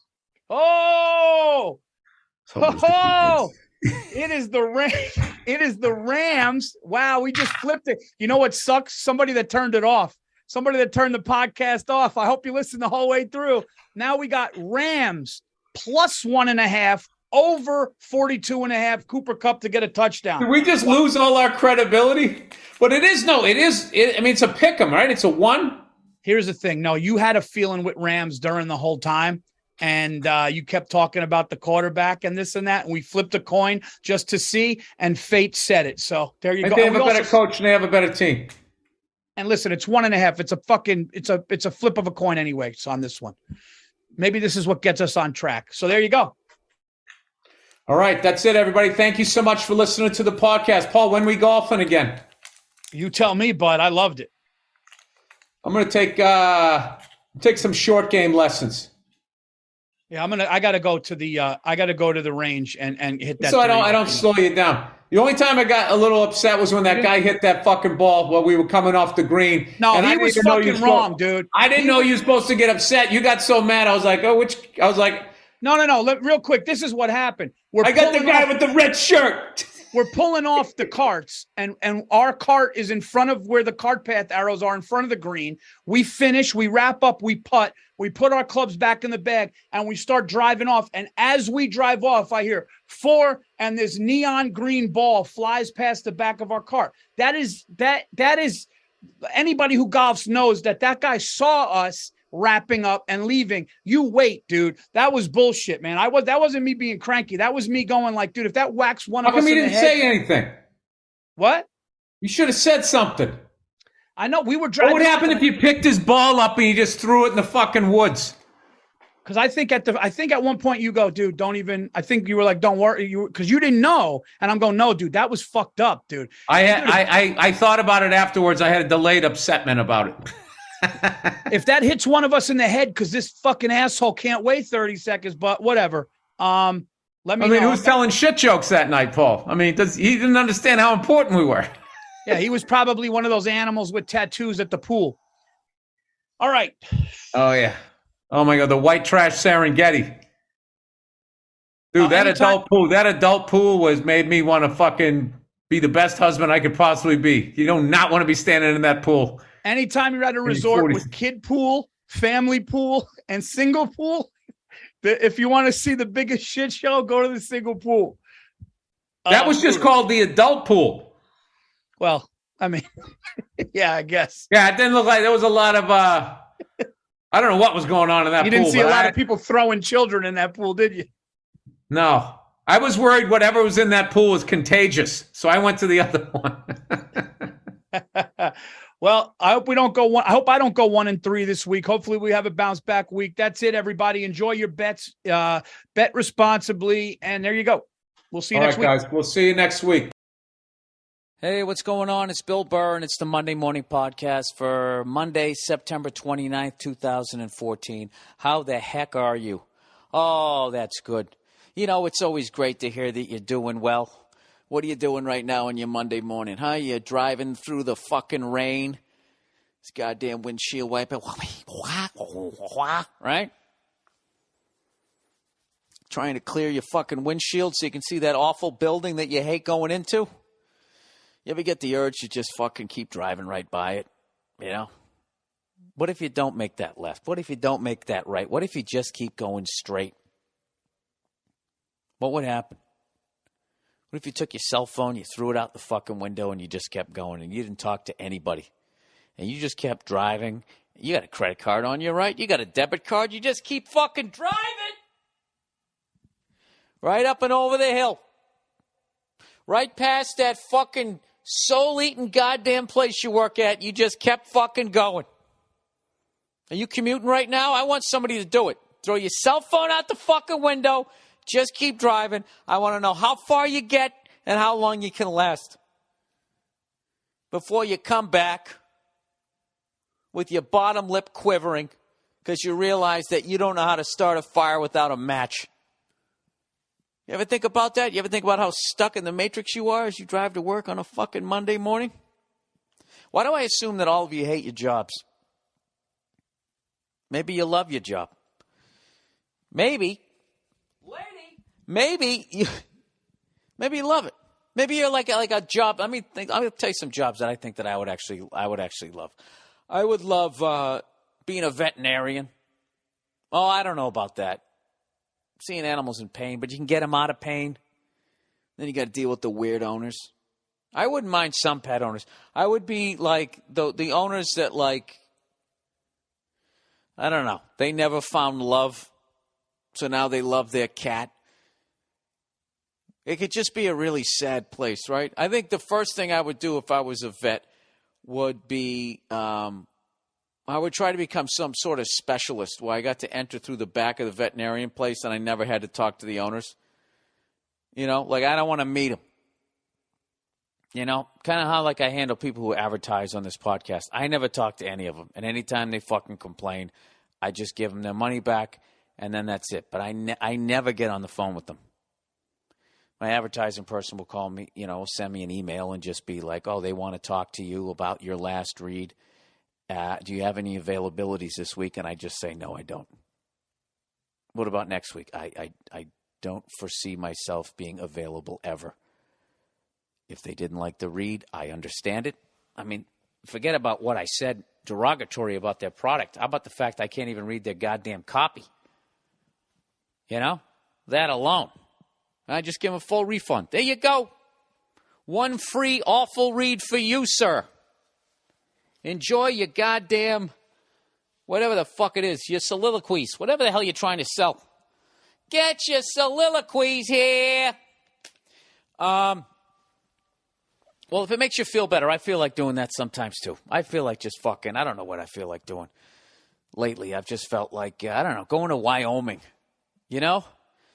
And talk to them real people that put them pants on one leg at a fucking time. You know, go out there, talk to some homophobic racists.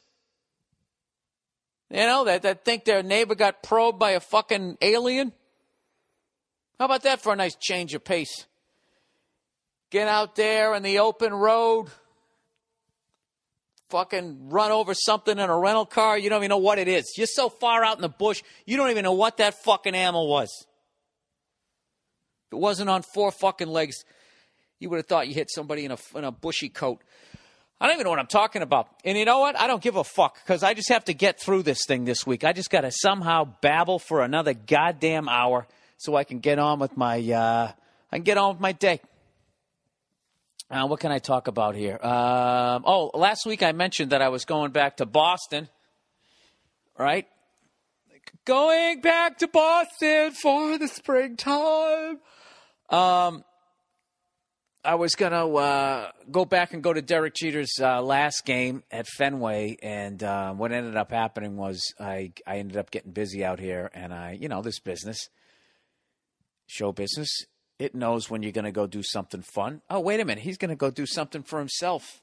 All right. So I didn't go back Friday. I'm just too fucking busy. So I ended up giving the tickets to a buddy of mine. And the day I sent him out, all of a sudden Jeter said he wasn't playing. And I got to admit, for the first time in his entire career, I was upset with the guy.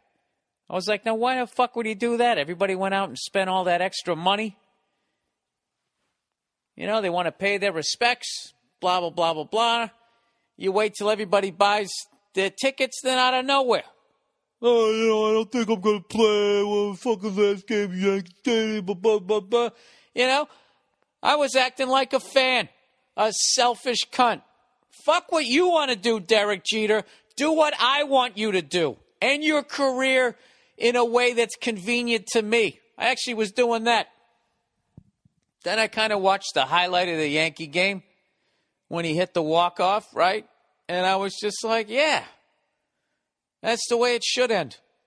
Why was I getting mad at him? That's exactly the way it should have ended. Kind of like Jordan. You hit that last second shot. Granted, it was for a championship. That's how it should have ended. He shouldn't have come back and played for the fucking Wizards. Right? And people were saying how Ted Williams hit that walk-off home run for the Red Sox, and then he sat out the last 3 games of the road trip. So I guess he had a right to do that. But you know what? He ended up coming up anyways. I didn't even pay attention to it. I watched a little clip of it on the internet, his last hit. He got an RBI chopper over the third baseman who was playing in. So I guess there was a runner in scoring position. The runner scored. He got an RBI against the Red Sox. I guess they gave him a nice ovation and all that type of shit. And I don't know. Once I read that he was tired, all the media and all of that type of crap, it's just like, you know what? Fuck that. This guy's been in the public eye for 20 goddamn years, okay? He doesn't owe anybody anything. If he wants to blow off the last couple games, fuck it. So whatever. I'm actually oddly sad and melancholy that guy's career is over. I actually looked at Wikipedia to see if it already said Derek Jeter was a professional football player. Fortunately, it didn't. It still said is a professional baseball player because I guess he hasn't put in his retirement papers yet. Do you file those afterwards? I have no idea. But I don't know. But as cunty as I was for those 24 hours when he said he might not play, nobody could top the neediness of Keith Olbermann this week. The way he fucking finessed those stats. I've never seen a guy so desperate for fucking love and acceptance in my life. All I heard after the first fucking minute of that Keith Olbermann shit was this was a guy, he wants everybody to say about him what they're saying about Derek Jeter. And it's just like, dude, you're not that guy. All right? You had fucking ice cold parents. They didn't hug you. So now you don't even know how to accept the love that you want. So you push it away. That's why you're getting fired every fucking 6 weeks. That's why you go on TV and you say stupid things like, Mr. President, shut your mouth.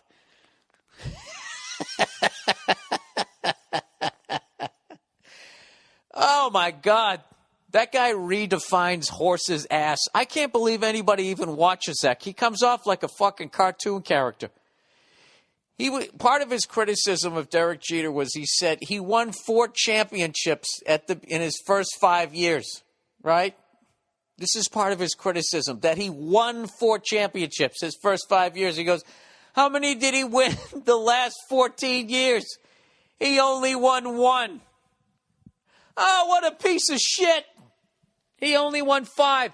And you know what? Actually, that was great criticism by Keith Olbermann because a lot of people don't realize that. Not only did Derek Jeter play shortstop for the New York Yankees, he also was their GM. And he made all those decisions to sign the Kevin Browns, to sign that $200 million fucking albatross that's been hanging around their neck, Alex Rodriguez, A-Rod, right? Now, those were all Derek's fucking decisions. Give me a fucking break. That was one of the, I don't know, it was pathetic. It was actually, he came off like a manager of a wrestler, and he was trying to sell a fight, so he was just arguing the other side. He was pulling like a Skip Bayless. Bayless. I almost forgot his name halfway through it. You ever do that? And you start to forget the name, but you know it begins with a B and you just go with it? Rewind what I just said. Listen to how I said Bayless. I could never do that again. Bayless. Yeah, that guy, I don't know. I just completely lost my fucking train of thought now. He completely forgot to bring up that the guy had 3,400 hits. Forgot to bring all of that up. It was just... and then he did that really fucking taken out of context, cheesy fucking thing where he goes, Derek Jeter is not the greatest Yankee of all time. Blah, blah, blah, blah, blah. And then they fucking show Jorge Posada saying that he's the best. It's his teammate. What do you think he's going to say? If they actually asked Jorge, do you think that he's fucking, do you honestly think that he's better than Babe Ruth and Lou Gehrig and all that? He would obviously say, look, at least I would think he would. He would just say he belongs in the same sentences as those guys. And I wouldn't argue that. I used to think that Derek Jeter was overrated, before I moved to New York. And then once I went to New York and I started watching him, rooting against the Yankees every night, and I saw all that other shit that he did.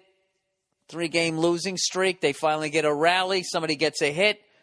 And the guy scores. Who's the first guy at the top of the step in the dugout? The fucking captain.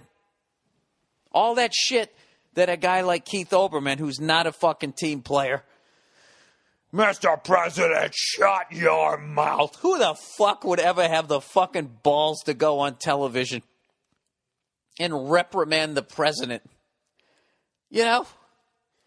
Sitting there talking like you're in the Pentagon. I swear to God, some people, you give them a little gel in their hair, you give them a suit and put a camera on them, all of a sudden they think they know shit. So anyways, he was either can't speak. He was either doing that or he was just fucking he was just being a contrarian just to get some ratings, because I never watched that guy's show. I just don't. Yeah, what was the most amazing thing about Keith Olbermann is how big he is. I remember when he went on Letterman. Letterman even said it, like, you are a large man. Like, he just is fucking gigantic. Like, he could have played. He's like a fucking refrigerator with a head on it. But having said all that, I got to tell you, if I'm Keith Olbermann, I got to be wondering why he said all that shit about Derek Jeter. Hey, you know what was great this week? No Ray Rice shit. I didn't watch any pregame, but I didn't hear anything about it. Which is great that died down just in time for a month of that pink horse shit coming up. Already started to see it. Some fucking bottle, pink lemonade. Just in case you forgot, in the last 11 months, there's something out there called breast cancer. And it's a bad thing, and we need to find a cure. Just in case you forgot that it exists. We're going to paint everything pink this month. All right? We're going to tell those children in the sweatshops in El Salvador that when they make the pink shit for the NFL, make it extra pink this year, just in case anybody forgets. Oh, Jesus. I thought I was going to be in a good mood this week. I'm like extra cunty here. Did you guys watch any of the NFL football? I did my usual. I told you, my new thing. I watched the early game, and I tape another one. I watched the 4 o'clock game, and I tape another 4 o'clock game. And then I taped the Sunday night game. And then I watched the 1 o'clock, 1 4 o'clock. Then I watched the Monday night game. And then Tuesday, I watched the 1 o'clock game. Wednesday, I watched the 4 o'clock game. Thursday, I watched Thursday night football. Friday, I watched Sunday night football. And then Saturday, I watched the college football. It's fucking brilliant. I can't believe how many years I had a fucking DVR before I figured out to do that.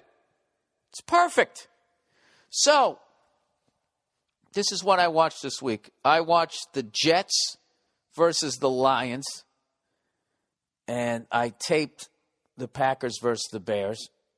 And then I know what you're thinking, Bill. Why didn't you just tape the fucking Jets game and actually watch the Bears Packers? One of the oldest rivalries in the National Football League. Why didn't you do that? It's because the Patriots are in the AFC East, and I just wanted to see how we would match up against the Jets. I've watched them 2 weeks in a row. I think we're going to have trouble with them. because, I don't know, we had trouble with the Raiders. We lost to the Dolphins. We had trouble with the Raiders. The Dolphins pounded the fucking Raiders. Now, I know this is just all horseshit. It's just the first month of the season. But it definitely, I don't know. I'm not feeling too confident about the fucking team.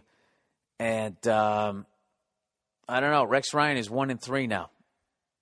1-3. And I don't know. I was talking to Verzi. Verzi's picking the Eagles and the Colts to be in the Super Bowl this year. And I have no idea. Everybody just kind of... Seattle blew me away the first week. So did the 49ers. And now both of them are looking kind of... I'm not saying they're bad, but they don't look unbeatable. And I don't know. The 49ers look fucking terrible today. As did the... What the fuck? Jesus Christ, I watched so many fucking games. Who the hell were they playing? They beat the Eagles. The Eagles look terrible today. Fucking terrible. It's like nobody wanted to win the game. I'm like, these are two of the elite teams in the fucking league. I mean, how many times the 49ers taking all those penalties? Kaepernick. They got a giant clock. You see the play clock. The fucking guy lets it run down like 2-3 times during the game. I don't know. I don't fucking... You know something? The Eagles are the Eagles. I don't believe in their coach, and I don't believe in their quarterback. I just don't. He just doesn't seem like a, and if he goes down, who do you got? You got Mark Sanchez, all right, who used to be a Jet, so he's got that curse on him, and then he went to the fucking Eagles. Who did fucking Mark Sanchez piss off that he goes to the two fucking most cursed goddamn teams in the NFL, both in green? Well, that's a good thing. He went from the Jets to the fucking Eagles. I guess the only good thing about that trade is he didn't have to buy some new boxes. I know. I'm talking a lot of shit this week, and as you can tell, I don't know any of the players' names. Anytime I watch the Jets, I watch DeBrickashaw, fucking Ferguson. That's all the only guy I watch. I just watch him manhandle somebody on the outside of the line there. And other than that, I'm just, I don't know. I always get a little bored with football by the end of September because I just absolutely fucking OD on it. And but then what the cure is now they're going to dress them up like a bunch of newborn baby girls for the next month. And, which of course is going to just fucking annoy the shit out of me. This infiltration of the NFL with all of this shit, I'm telling you, women are gradually going to take over the NFL. This is my prediction. Where Paul Verzi predicts Super Bowl winners, I like to predict random shit. Like my prediction to Paul is that Rex Ryan is going to have an altercation with a fan this year. I don't think physical. I think he's gonna have a fuck you fight that is going to be caught on camera, either as he walks out of a stadium, his or somebody else's, or it's going to be outside like a Hooters or a Waffle House. All depends. They're 1-3. The heat's getting turned up, and he is that guy's wired. He's got a short fuse, okay, and I can relate to that. So I know he's people are going to start saying shit to him, and he is going to fucking snap because that's the way he's wired. And I don't wish it on the guy, but whatever he says is going to be fucking great, and probably put on a T-shirt. I don't know if that's going to happen, but I'm predicting that. That's my first prediction for this year. If you just want who's going to fucking lead the league in rushing, you go listen to the Verzi Effect. All right? If you want to hear the fucking, I don't know, flying saucer Illuminati shit, you listen to this one. All right? And if something comes in, I'll say I got lucky. That's the difference right now between me, a goddamn gentleman, and that fucking animal from New Jersey, Paul Verzi. Now listen to the Verzi Effect. He's pretty good at picking a Super Bowl guy. Super Bowl guy, Super Bowl team. All right, so here we go. That's my first prediction. Rex Ryan is going to have an altercation with the fan that is going to get him fined. or at the very least put on TMZ. All right, number 2, my next prediction is over the next 10 years, women will infiltrate the NFL to the point that they're going to fucking ruin it. They're going to ruin it. I don't understand why they have to be a part of it. Is this sexist? I don't understand. I don't get it. It's a men's football league. Can we just have one thing? They're gradually creeping in. They got the whole month of October with the fucking with the pink stuff. They got that, and now they got the ladies. They got them down on the sidelines. They got to go down to them every fucking 10 minutes, check in on them. What do you think there, Ethel? Well, they're saying it's a high ankle sprain, and he's wincing in pain, and he cannot put any weight on it. That's all I got down here in the sidelines. Thank you very much, Felicia. Oh, gee, she does a wonderful job. And then eventually they're going to be like, well, why can't we be in the booth? Then they'll be in the booth. Why can't there be an all-female commentating team? Then there'll be 2 of them. And then the escape is gone. The escape is gone. What you know what a healthy relationship is you got to have time away from each other. See, you miss each other.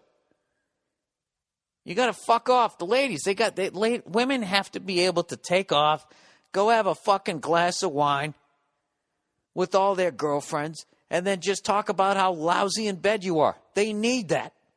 So then they can come back and just fucking deal with you for the next 6 days. They have to have that. And that, guys are no different. Why don't women start their own football league?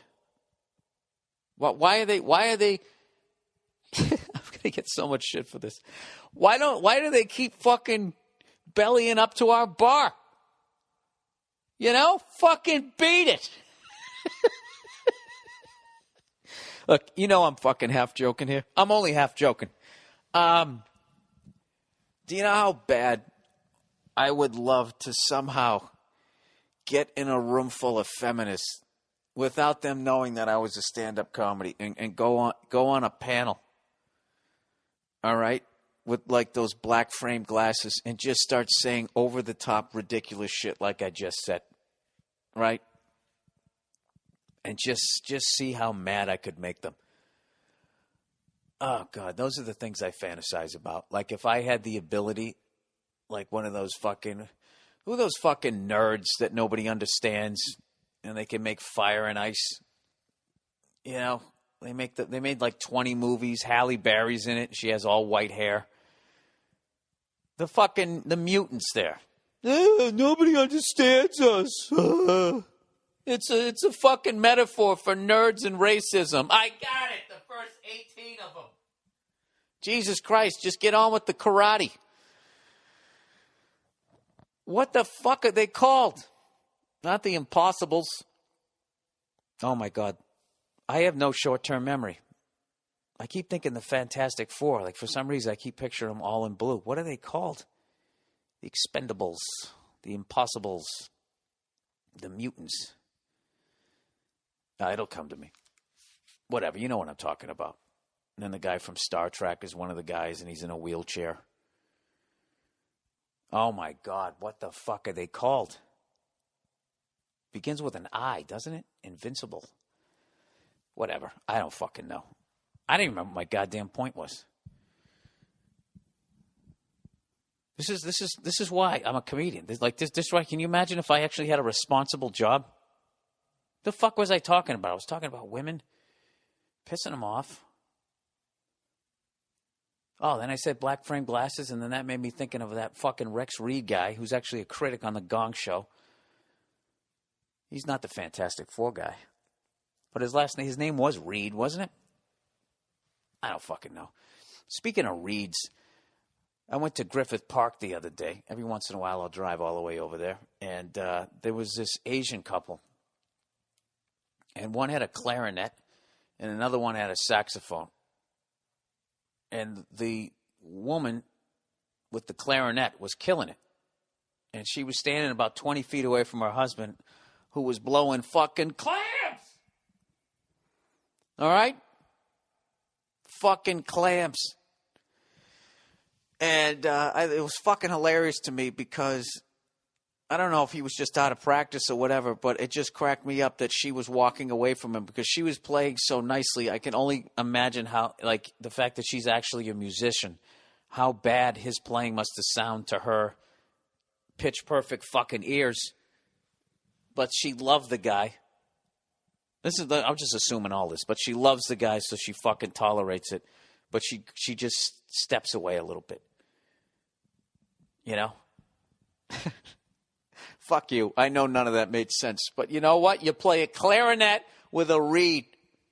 Okay? I don't know. Saxophone, do you? Or you got a mouthpiece? All I know is after you play a while, you got to blow out the spit.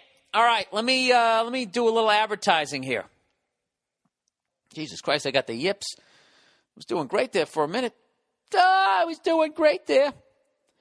All right, let's get back to what the hell I wanted to talk about. How far into this are we? 30 minutes. 30 minutes. So, what did I do this week? Nothing. I just did more writing. And this weekend, I have, what do I got? I have Davis Symphony Hall, October 4th. We added a second show. How great is that? I am excited. And we're going to, I don't know, I'm going to do stand-up all this week. I'm going to tighten up everything that I want to tighten up. And this is my first road gig in a while. And I'm putting a little bit of pressure on myself. San Francisco is an unbelievable comedy town for whatever reason. Who knows why? They are a great comedy town. You never know why one town's going to be better than the other, but they're one of the best out there, so I can't go up there and suck because those Bergen-stocked hippies know comedy up there. I always like going to San Francisco because it's that weird sort of cross-section of people, right? You got the hey man from fucking San Francisco, and then you got the absolute animals coming in from fucking Oakland. You know, and then you put them all together, you add alcohol, and it's a fun show. Everybody gets a chance. I don't even know what I'm talking about at this point. So anyways, yeah, I didn't go back to Boston, and I stayed out here and worked on this fucking thing I'm trying to get on the ground, off the ground, I should say.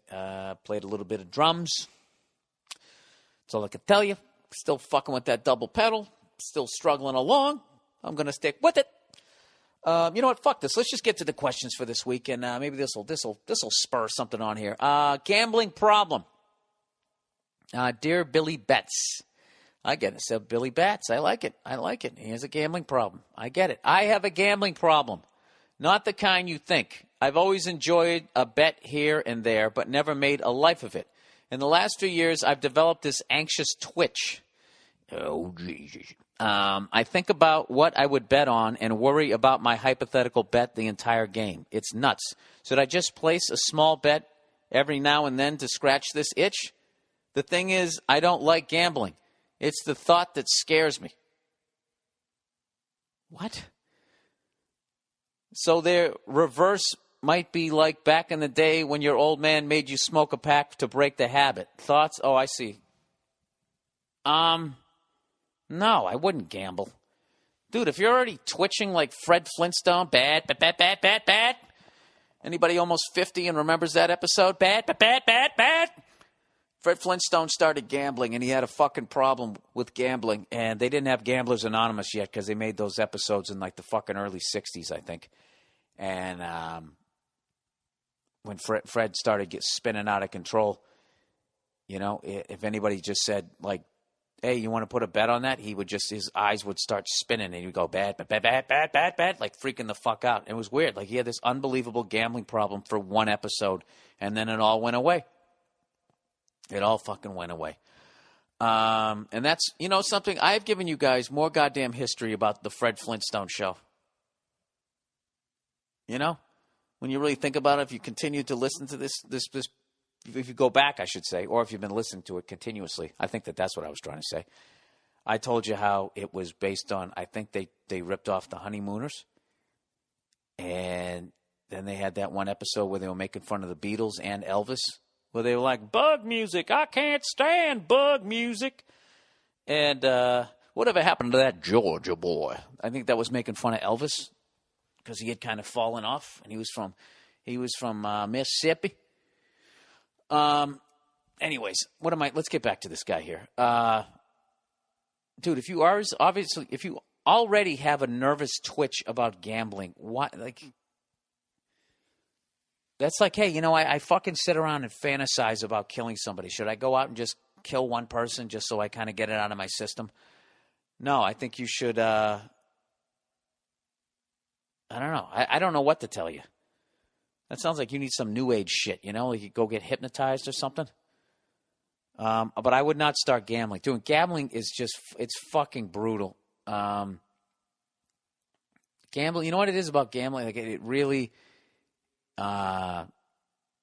it takes your soul in a different way than say like drugs and alcohol do, where they like physically, change your appearance and all that type of stuff. You get the gin blossom nose, or if you're doing harder drugs and stuff, you get emaciated, or if you're doing, what is that shit that they do out there in the crystal meth, you start looking like the petrified version of yourself. Gambling, there's just I don't know. I had a couple friends that really had an issue with that, and there was just a darkness that was just over them at all times. And you went into their place where they lived, and you just felt it. You just felt the fucking, yeah. So, dude, you consider yourself lucky that you never do. And if the worst you ever do is not gamble and just sit there twitching, you got off easy, believe me. Yeah, let's leave it at that. All right, Rex Ryan. I'm actually looking it up right now. Rex Ryan. I'm going to see if they're already calling for his job. The New York media, Rex Ryan, New York Post. Let's see what we get. Oh,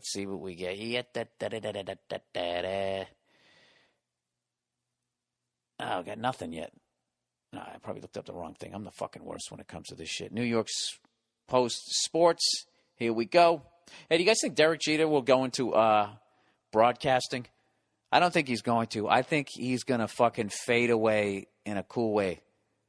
Like, oh shit! Struggling Gino screams, fuck you at a fan after Jets fall to the Lions. Fuck, I had the wrong guy. Dude, I almost called it. Jeter puts fitting Kappa on brilliant career. Ready or not, here comes A-Rod. Oh, my favorite Yankee of all time. Oh, my God. Greatest thing that ever happened was Alex Rodriguez going to the fucking Yankees. Let's see if they got anything. Jets. Gang pilot must be bleeping act together. Report card. Jets having D problems. Well, Red Sox learned from Mariano fiasco. Give Jeter a proper tribute. Oh, did we not give him the right send-off? Oh, go. What the fuck? It's fucking. Give me a break. We're supposed to give all of them a send-off? Are you guys going to give Big Papi a fucking big-time send-off? Jesus Christ. Fucking whining New York media. Bunch of goddamn broads. All right, let's get back. Yeah, you learned something with that bad fucking Tupperware party that you threw Mariano Rivera? Well, you know what? Thanks to Mariano Rivera, we fucking blowing that goddamn game. We had the greatest comeback in fucking baseball history. Down 3-0. All right? We gave him his tribute the next year when we were getting our rings, and we gave him that big ovation. Ah, God. You know something? That's one thing I don't miss about living in New York is that petty shit. They always think that, like, Boston has issues with New York, which we definitely do, but they got issues with us, so fucking it's kind of even there. Like when we finally won a World Series, those pussies actually made a T-shirt that said 26-6, like we have 26 championships to your 6. That's how fucking childish they were. After fucking 86 years of rubbing our faces in it, they were going to have one rough winner, right? Couldn't take it. Had immediately, we got 26 of them. Oh, was that a disgraceful moment in your fucking history? All right. Syria. Dear General Bill, need your thoughts. Is ISIS horseshit? I mean, we know we gave them weapons, but they're still had and need. Oh, Jesus Christ, guys, I can't read, and then you fucking leave out words in the sentence. I mean, we know we gave them weapons, but they are still had and need to be stopped. People, please try to proofread this shit. But we're not good at stopping anything in that region. You're president and in command. What is the move? Yeah, the mood is we pull out very slowly. This is what we do. This is what we do. The only reason why any of those cunts have any fucking money is because nations like us are still driving gas combustion engines. So this is what I would do.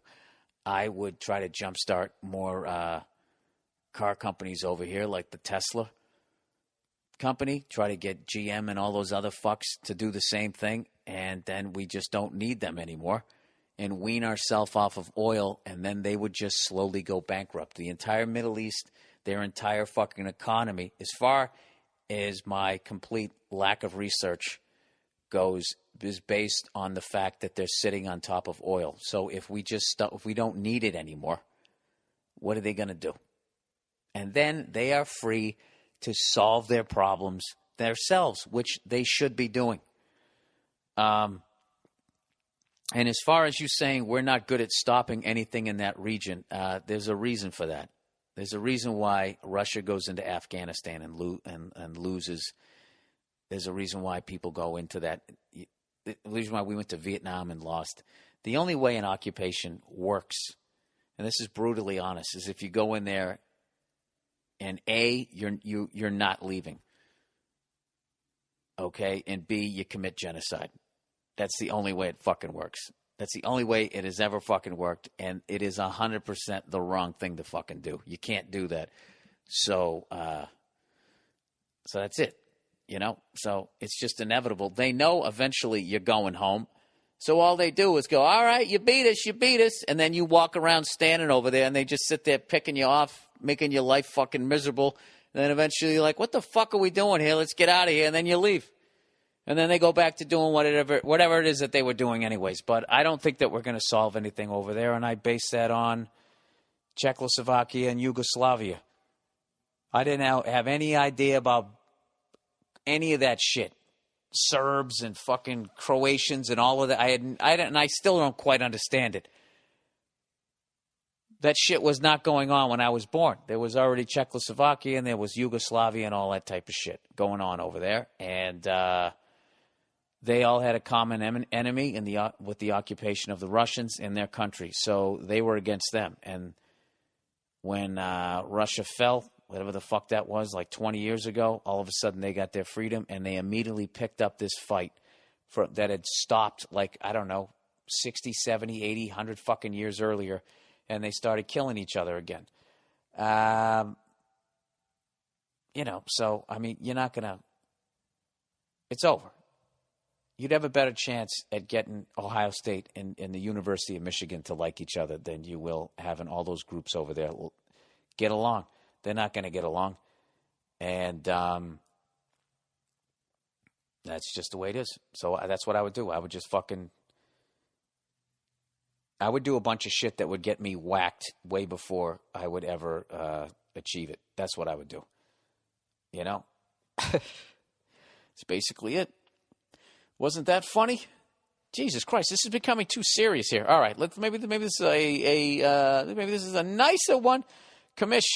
Dear Bill, you're the commissioner of the NFL. Fuck, here we go again. What are the top 3 things you're doing to improve the league? This can include anything from scheduling to punishments to campaigning to relocate a team. What would you do? Jesus Christ. I don't want this fucking job. What are the top 3 things I would do to improve the league? I'd get Tony Saragusa a fucking chair. You know? Didn't he give enough? This guy's got to fucking stand up the whole goddamn game with his back to those animals in the end zone. That's what I would do. I would give him a nice fucking end zone seat and a water cannon to fucking spray at all the animals behind him. That's the first thing I would do. Next thing I would do is I would move the kickoffs back to where they used to kick off, or I would just eliminate that useless exercise to begin with. And number 3, I would call somebody in the MLB and I'd get rid of the DH rule. That's what I would do. Those are the 3 things that I would do to make football better. This is what I would do. I would change most of the new rules in passing. I would change it back. I like the no helmet to helmet. I really like that rule. I saw a guy diving for a ball, and it was past his outstretched fingers, and he couldn't catch it. And this guy, back in the day, it would have been helmet to helmet, would have coming in perpendicular, would have knocked this guy out, and probably hurt himself in the process, too, a little bit down the road 30 years later when he was done, right? And the guy led with his shoulder, hit the guy in his chest. Definitely fucking brutal hit, but they both got up and were fine. And they didn't fucking rattle their brains too bad. You know, I'm sure your brain still moves around, but I do like that rule. But I don't know. I don't know what the fuck I would do. I don't fucking know. I'd get Tony Saragusa a fucking chair, and then I would step down and just say my work is done. Would that be okay? You know what I would do? I would eliminate the expression, get it right. I would eliminate that because it makes everybody sound stupid. You know, we got to get it right. We didn't get it right. Next time we're going to get it right. Get it right. Jesus fucking Christ. I mean, that's like fucking like cavemen could come up with a better song. Get right, wrong, get right. Just fucking not saying anything. That drives me nuts. I fucking hate that expression. Get it right. All right. Let's move on to the next one. Jesus Christ, this is just scatterbrain this week. All right, can't get laid. Bill, I'm a huge fan. I listen to all your podcasts and stand-up. Now that I'm done sucking your dick. I love how you guys just can't give me a fucking compliment. And then you feel all uncomfortable because you actually enjoy the fucking podcast. Just be a man and give me a goddamn compliment. You know? I'm done sucking your dick. You're uncomfortable. I'm not uncomfortable. I enjoy the praise. He says, I need some advice. I'm starting my sophomore year of college, and I've never been more depressed. My high school girlfriend broke up with me shortly after graduation, and I haven't gotten laid since. It's not like I stay in my room all day. I have friends, and I go to parties at least once a week, and even though I never enjoy myself, I just can't get a girl to be interested in me. I also have no idea what I want to do after college, and so I have no motivation to apply myself. The only reason I haven't dropped out is because my parents, who are paying thousands and thousands of dollars, I don't drop out so they won't be disappointed. I work out every day and I try to stay busy, but most of the time I just feel terrible. I'm hoping you have some advice for me. If not, go fuck yourself. And if you do, thanks and go fuck yourself. All right. You obviously have a sense of humor. What would my advice be? You know what? I think you're trying too hard. All right? There's no reason to go to a party and not have a good time. Just go there and enjoy yourself. Don't worry about talking to women. Don't worry about trying to get laid. Just have a good time. Just enjoy yourself. Just go out in life and just fucking enjoy yourself. Okay? People are attracted to positive energy and somebody having a good time. It makes them want to be around you. And next thing you know, somebody's blowing you. I don't understand why the universe works that way, but it does. I know I am overly simplifying this. But, it's good that you know that you're depressed. I was depressed for about 20 years and didn't realize it because I was so used to feeling that way. I thought it was just the normal, just the normal state of things. I got to tell you this, dude. You are going to get a girlfriend, and you're going to find love, and you're going to get married. Okay? But I got to tell you, there's a fucking misery that comes to that life. All right? There's a great thing, but there's also a misery. And she feels it fucking too. And that's a part of you, the individual you dies. So right now, dude, you are the 40-year-old you is going to look back at the fuck. If the 40-year-old you could get in a time machine and sit down with you right now and give you a fucking pregame speech before you went to that party, I mean, that would be like Scared Straight. He'd be right in your face. You know, you have any idea what it's like to get up at 5 in the morning and change a shitty diaper? You get to sleep 10 hours a fucking day. You can't put a smile on your face when you go to a fucking party. Single, you could fuck anything that walks. You go down to that 7-Eleven. Look at me. You go down to that 7-Eleven. You get yourself a box of fucking condoms. You stick them, you stick one in your pocket. Prepare for success. You iron your goddamn shirt. You get down there. You have a good fucking time. All right? You're only going to be this age once. You say something like that. All right?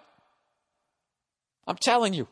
You're only going to be this age once. You're in college, dude. You are at it's like you won the NBA draft lottery. Women there are in the prime of their fucking life. Most of them are fucking single. It's going to happen for you. But if you're walking around and you're depressed and you're carrying that with you, if you're moping around like that makes people fucking, not want to be around you. So I would say drinking's probably not a good thing because that is a depressant. So scratch that. I can't even remember if I fucking told you to have a couple of beers. I wouldn't do that. I would just fucking enjoy yourself. You know what I would do? I would go do some shit for you. Fuck trying to get a girlfriend. Fuck trying to get laid. Fuck all of that. Just go out and what do you want to do? If you don't know what you want to do, go out and go try a bunch of different things and have a good time. Dude, you're single. Okay? You don't have to fucking deal with trying to figure out what's going to make them happy. Okay? Because as far as I can fucking tell, there isn't anything that's going to make them happy for longer than maybe a day. The amount of shit that you can do for them, and as you can tell, she's a couple of rooms away.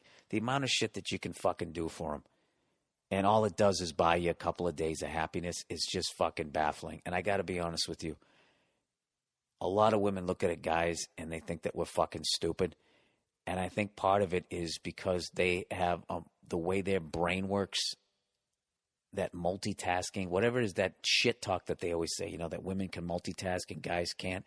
Well, I would say, generally speaking, this is very general, I think men have an advantage when it comes to just being happy. You know what I mean? Like, you wouldn't know it from my podcast and the way I talk and shit, but I'm happy as hell, and I've been happy for a long fucking time. All I need, dude, this is all I fucking need. The NFL package. I got a 6 of fucking Millers in my goddamn refrigerator. I got a new pair of sneakers or just some stupid bullshit like that. I order a fucking pizza. That's all I need. I'm happy the whole fucking day. I go on a hike with my dog in the morning. That's it. I'm good. Simple, stupid shit. Keeps me as a guy entertained. I don't have their high-level brain that they're always talking about and their ability. I can do 1,000 fucking things. Yeah, look at you. You're miserable. You're fucking miserable. So, I'm telling you, dude, you don't realize it, but where you are right now, dude, is you are in an absolute utopia. Do you know how many fucking guys right now would kill to be in your position? They'd even take 2 years of not getting laid. Who gives a fuck? Rub one out. Get on with your goddamn day. Get on with your fucking day of being single, not having to answer to anybody, and having the option of hitting on any beautiful woman that catches your eye. Take a trip anytime you fucking want. Go wherever you want to go. Do whatever the fuck. Dude, you're never going to and your parents are paying for your fucking education, dude. You're never going to be freer. All right? So start looking at your life that way. And I'm telling you, you're going to have a different fucking vibe. And and I'll tell you right now, you start doing that, good things are going to happen in the National Football League. No, I'm serious, dude. Something good is going to happen. But there will be a time in your fucking life, I'm telling you, where you will be married, you'll have kids, and you'll do that whole fucking thing. And that will be its own sort of utopia. But it's I don't know, dude, this is it's a beautiful, selfish time in your life that you should embrace. And you should not spend it feeling bad about yourself. All right? So there you go. Good luck to you. Okay. Relationship problems. All right, Bill, first of all, I would like to say thank you for all the podcasts. Now go fuck yourself. There you go. That's how it's done. Beautiful. All right, well, I am in my early 20s, soon to be the youngest regional manager in my company. So I kind of feel that I am moving in the right direction. My biggest problem right now has to be commitment, relationship. My girlfriend and I have been together for about 6 months now, so we are seeing how things work. So we're seeing how things work, right? This guy's must have spoken to his phone. Well, lately, these things have not been too great. She complains about everything. If I'm not home or out with the boys or the gym, or if I don't respond to one simple text, her jealousy is really taking its toll on me. Whenever she sleeps at night, she'll talk for hours on how much she hates work and just fuss about how I don't do this or how come I do that. It's fucking annoying. I have not cheated on this woman, nor have I put myself in any type of physical situation with her. So why the burden? Well, I hate to add more, but here it is. My biggest issue with her, it has to be her son. Yes, her son. He is turning 4 in a few months, but is such a pain. I know he is a child, blah, blah, blah, but this child doesn't know how to talk, use the restroom, and thinks screaming for everything and throwing a fit will get what he wants. Is this her fault? Yes. This is what this guy says. Bill, I am a father as well. My soon-to-be 5-year-old son is annoyed by this kid. Dude, you're in your early 20s, and you got a 5-year-old son. Jesus Christ. Whenever we go out, her son tries to take all my son's toys and then chooses what he wants to watch and what he wants and when he wants to leave. I suppose my question to you is, should I simply continue to help her out, be with her? She is the breadwinner for her family, supporting her mother, who just had a baby and is unemployed. Dude, is this a Jerry Springer transcript? And 2 younger brothers, plus her son. Financially, she's in a hard place, so I help her out when I can. I feel guilty if I left her right now, since I know she's very attached to this relationship, and it may affect her, and I wouldn't want everyone else to suffer. Should I say, fuck it? It's not worth my unhappiness and my son's discomfort towards her son, or should I just say, fuck it, ride it out until her mom finds a job, or she trains that little animal of a child right? All right. Here's the deal, dude.